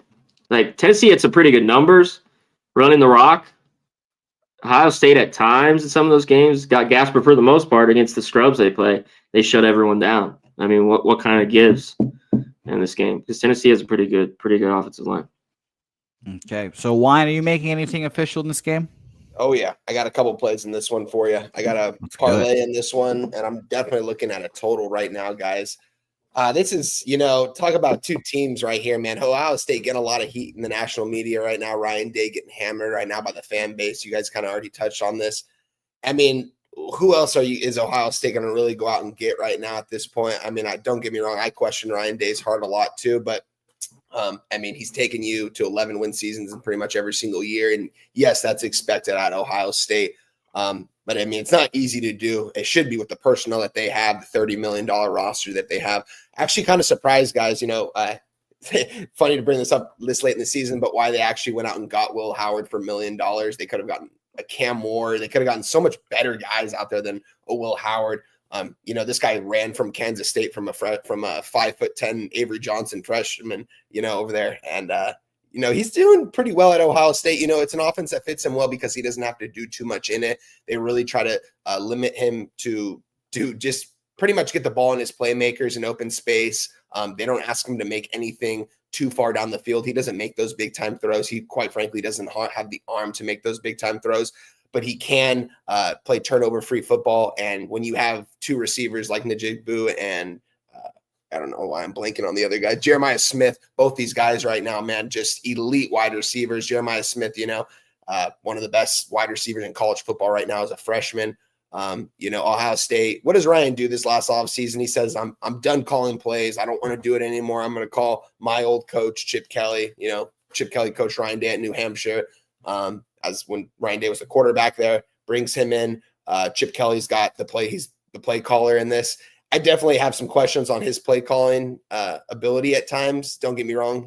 He can call a great offense. It's just can be a little bit inconsistency. We've seen them struggle in the first half this season on offense, and then second half just make some crazy second half adjustments and show things that they didn't show the entire other half. I expect Chip and Ryan to be grinding. I mean, Chip Kelly knows that this is his boy, Ryan Day. Like, this is his little bro. Like, he loves Ryan Day. Like, they are in the office right now in the facility 24/7. I'm sure getting ready for this game because they know how much this game means. And if not, then that's just an embarrassment because this is a $30 million roster. You better win this game against Tennessee. You guys better win this game. If you don't win this game, this entire coaching staff should be gutted. They'll be gone. I think they got to go all the way. They most likely will. But I need to see that if they're going to show me something here, if Chip Kelly's going to come up with a big game plan. And we know Ohio State, we know their defense is playing really good this year. And Tennessee, another really good defense. Tennessee, what is allowing 2.9 yards per carry? That's top 5 in the nation right now as well. And what does Ohio State like to do? They like to get the ball to Judkins and Henderson. They like to rotate those guys in and out. Will Howard get the ball to his playmakers in open space. 2 cornerbacks that these cornerbacks on Tennessee, though, these guys are going to oppose some challenges for these wide receivers. The one upside I do think, though, is that these guys are younger. These cornerbacks for Tennessee have been playing really good football, and they're developing these guys, but they're a lot of I believe their nickel's a true freshman. Their 2 starting cornerbacks are sophomores, and they're going to be facing some very technical wide receivers. Like, these guys are technicians out there, man. These guys know how to run routes. They know, like, with their hands and all this stuff, man. These guys are good. So it's going to cause some problems, I think, for Tennessee here. I'm on Ohio State money line with Notre Dame money line. I gave it out on Twitter last night at -110. So I have Notre Dame parlayed with 2 different money lines in this. And guys, also, I'm going to take the under in this spot, under 47 -1. I think I can get a -112 right now. I'm going to double check that. And I'm going to move on this under because this is the lowest total on the board in these college football playoff games. And I think it is for a reason because I've talked about these defenses. Tennessee has a good defense. Didn't even bring up Dylan Sampson. Sorry, one of the better running backs in the nation that Tennessee has. This guy's having a great year. It's going to impose some problems for this defense at Ohio State. But Ohio State also good against the run. They've got Sawyer. They've got these guys, JTT. They've got these guys that can play good football. So if they can stop them, I think Ohio State should be able to win this game, and this game should tread under because I think Ohio State's going to want to grind this game out, and they're going to want to move the ball pretty slowly against this Tennessee team. And if they can load the box and stop Dylan Sampson, dare Nico to throw in man coverage with your cornerbacks, I'm going to take that advantage all day long. So I'm going to take Ohio State money line with Notre Dame, and I'm going to take the under because I think this is going to be a lower scoring game. This is going to be the lowest scoring game in the college football playoffs, I think. So give me the under. Okay, under an Ohio State money line in the parlay. What was that 3-leg parlay price ended up being? So apologies, Jose. So 2 different parlays. One of them is just going to be Ohio State and Notre Dame -110. The other one's going to be the JMU, Notre Dame, and we still have one other game we're going to be talking about. So okay, well, beautiful. Let's talk about that last game. the mighty, fighting UTSA Roadrunners going to Myrtle Beach here in the Myrtle Beach Bowl against Coastal Carolina here. Now, first off, I'd like to say this. NCAA, bowl makers, whoever makes them, you're not slick. I see what you're doing. You're giving UTSA a road game here in Coastal Carolina's backyard. They're all right there. So very interesting, Mark Emmert. I see you, whoever makes these bowl games. 9-point favorites are the Roadrunners at the very least. Our Lord and Savior, Owen McCown, is doing his damn thing. He started off the season horribly. Looks like he couldn't play the position of quarterback and finished with 3,000 yards, 24 touchdowns, and 9 interceptions. So pretty good. We'll accept it. 9-point favorites, I think, is a little generous. I'm not going to lie, especially in a home game for Coastal Carolina here. 59% of the bets, 74% of the money on UTSA, and 72% of the bets, 84% of the money on the under. Again, not many times you'll see an under bet that heavily here. This total opened up at 57.5. This is now at 56, 55.5 at places as well. So the under does seem like good money today. And against the spread, 7.5 went up to 9, as 8.5 and 9.5 at certain places as well. So kind of bouncing around there as well. Connor, we'll start with you on this one. Very interested to hear your take on this game. Myrtle Beach Bowl, Coastal Carolina, UTSA. Yeah, I don't know if I buy it. I mean, the weather is all right. It's 42 degrees. Doesn't look like there's a ton of wind. One thing with UTSA, 6-0 at home, 0-6 on the road. So this number is out there, like mid-50s. I don't really want the under here. With these two teams, Coastal Carolina's lost some guys. Maybe that'll help because their defense sucked.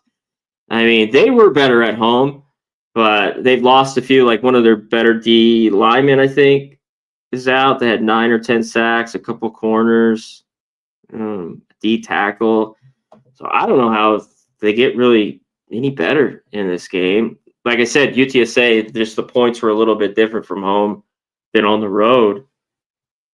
I think Coastal can hang around here. I think this has gone too far. I think them +9 on this field, I think they can be in this game. The total, I'm just surprised. Maybe it's the weather and everything that's going on. But in the end, I still think we get some points. I mean, I don't know if we get up and over the 56, but that's what I was looking at. I mean, these defenses, both offenses can move the ball, and these defenses just, man, I watched them all year, and they just got fucking shredded. It seemed like week in and week out. So I'm leaning Coastal here. This one's a few days away as a wait for me to move on it. Nothing for Connor so far. Robert Martin mentioning that Coastal losing some players in the portal. Thank you, Robert Martin.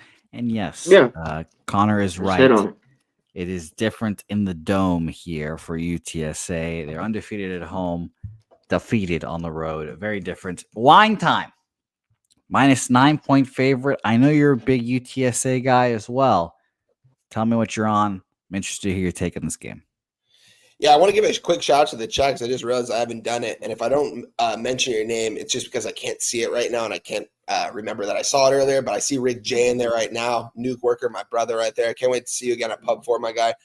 Robert Martin, Rick J, Ren Most. He said, "Stunned Jose ran a show this long." Man, we got a lot to talk about. I told Jose earlier this week, I said, we're talking about every single college football game. We got to do it. Be sure to watch the content that we post later, too. It's going to be posted on the page. I saw Saturated in there as well. I saw Justin McKelvey. I saw a bunch of people in there. I can't see it right now. I don't have it popped up. But with that being said, here we go. Andrew G, Irish King, Rick J, Jerry TGB. Shout out to you guys. Action Jackson. Guys, this is the last this is the 3-team parlay that I talked about in the beginning of the show when I touched on James Madison. We took James Madison on the money line that's playing tonight. We also went ahead and took Notre Dame on the money line. They play Friday night. here we're taking UTSA on the money line. This is going to be a 3-team parlay plus 150. I gave it out on Twitter. I wanted to come up with a money line parlay for this full season, include a couple teams that I just didn't really feel comfortable with the spread in. This is a 3-team parlay. I don't remember the last time I gave out a 3-team parlay, if I'm being completely honest. But it's just a play I really like, and I have a full unit on it.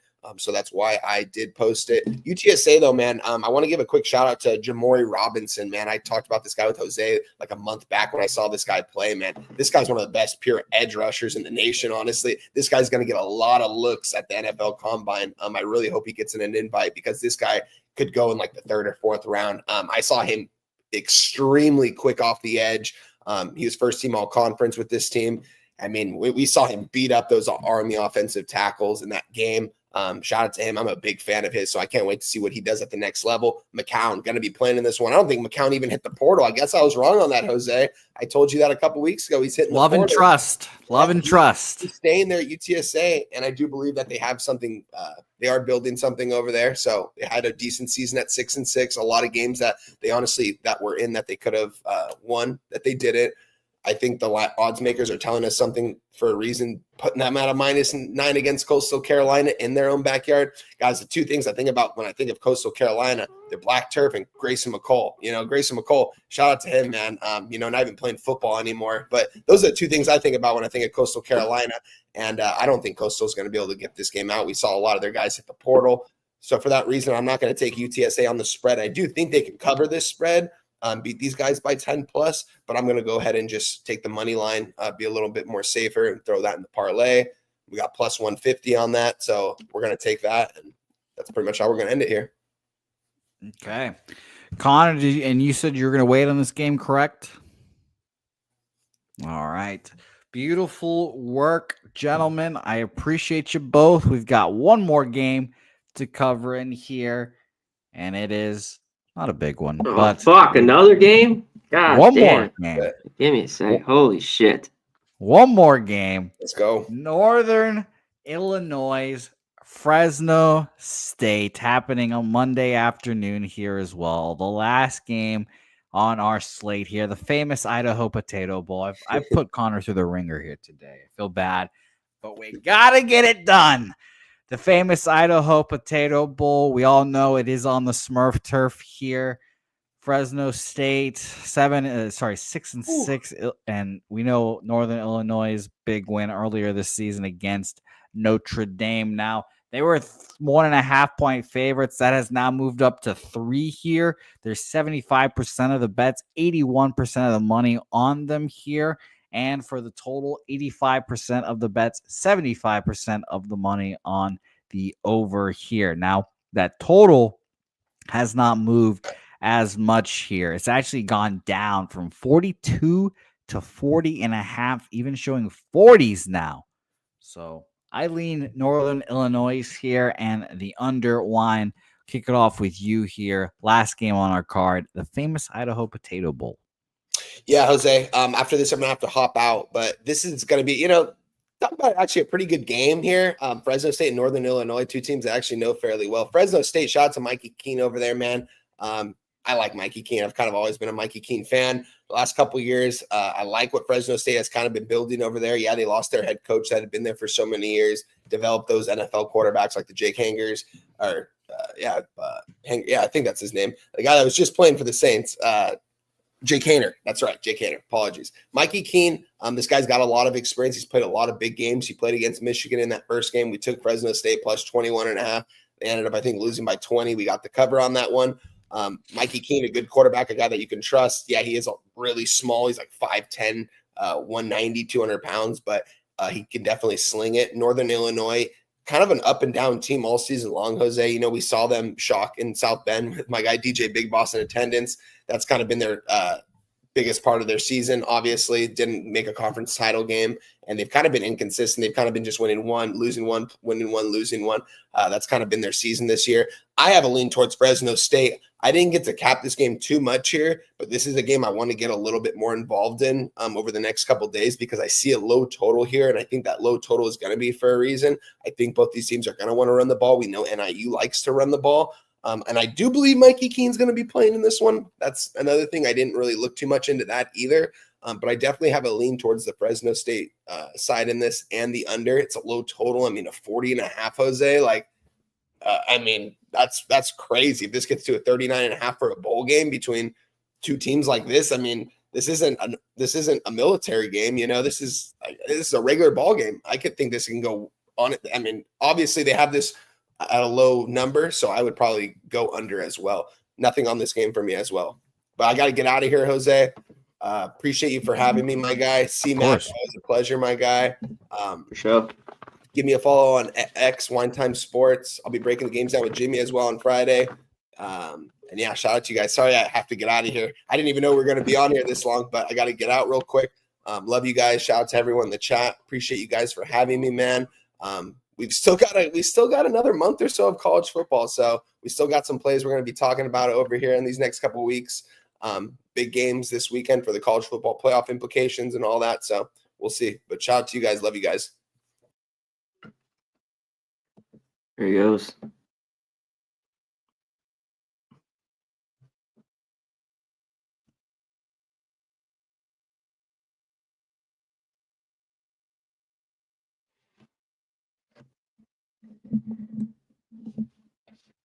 God damn it, Connor. Fuck. Fuck. God, you know, the later these shows go on, I just get punch drunk, I guess. But I said there while I was muted, I like the under. Wine Time likes the under. I like NIU. Fresno State likes NIU. Fresno State. Wine Time likes Fresno State. Now I'm all fucked up. Now. Go ahead, right, Connor. What side are you on? You're grin there, Connor. I've never seen you happier there. I just had to let you go. I mean, I didn't say anything like that.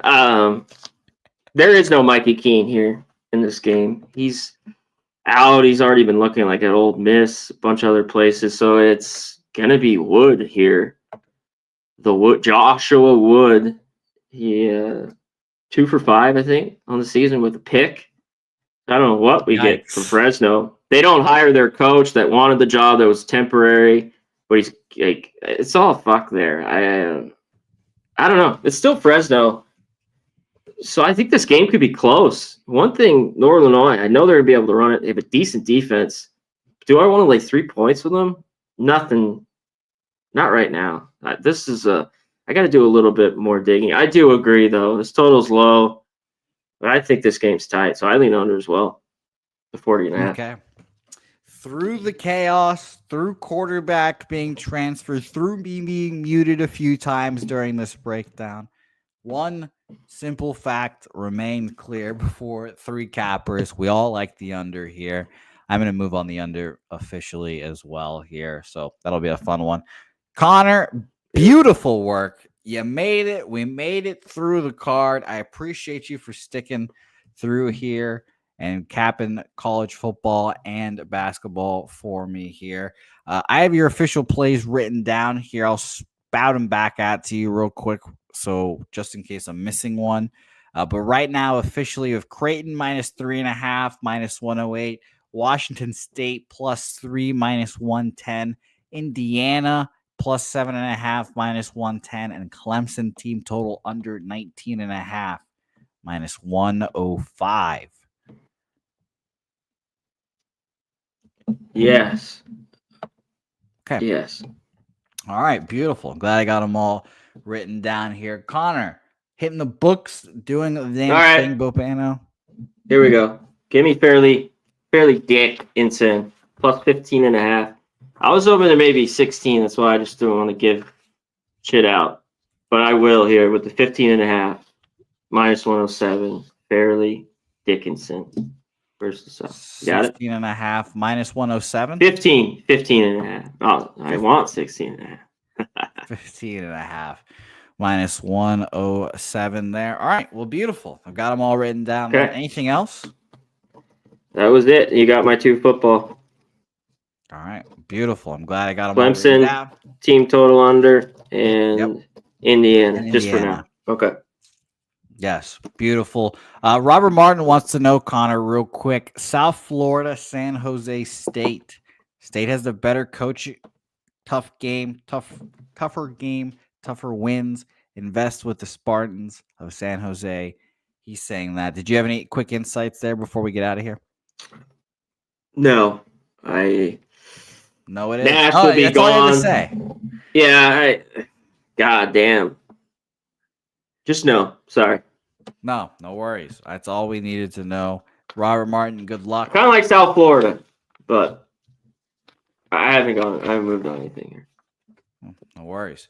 Beautiful work, though, Connor. I appreciate you. Thank you for breaking down all these games, hitting the books.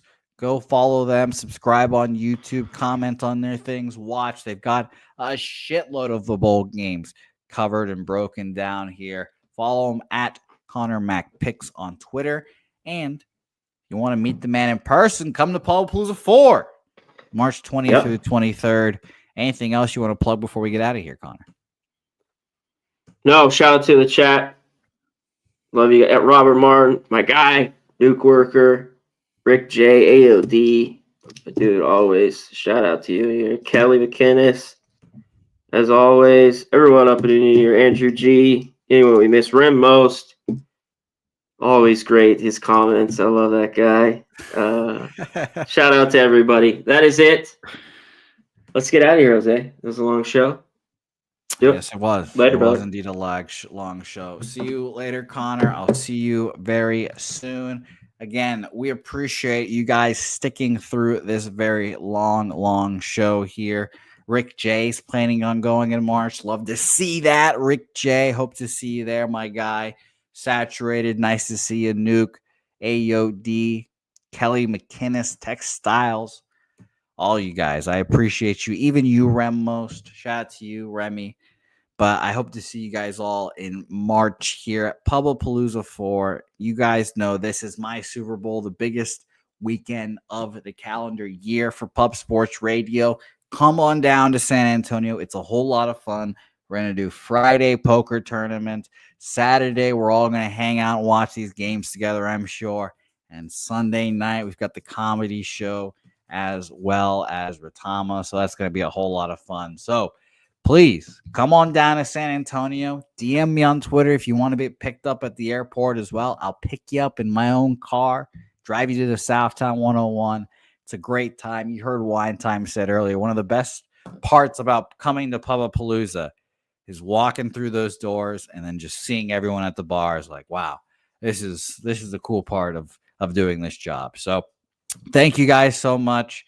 No cornrows for me saturated today. But I appreciate you guys. You guys have a few more weeks with this hair.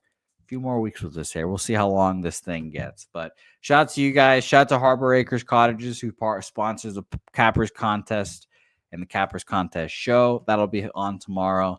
Till then, say hey, and we'll see you guys next time.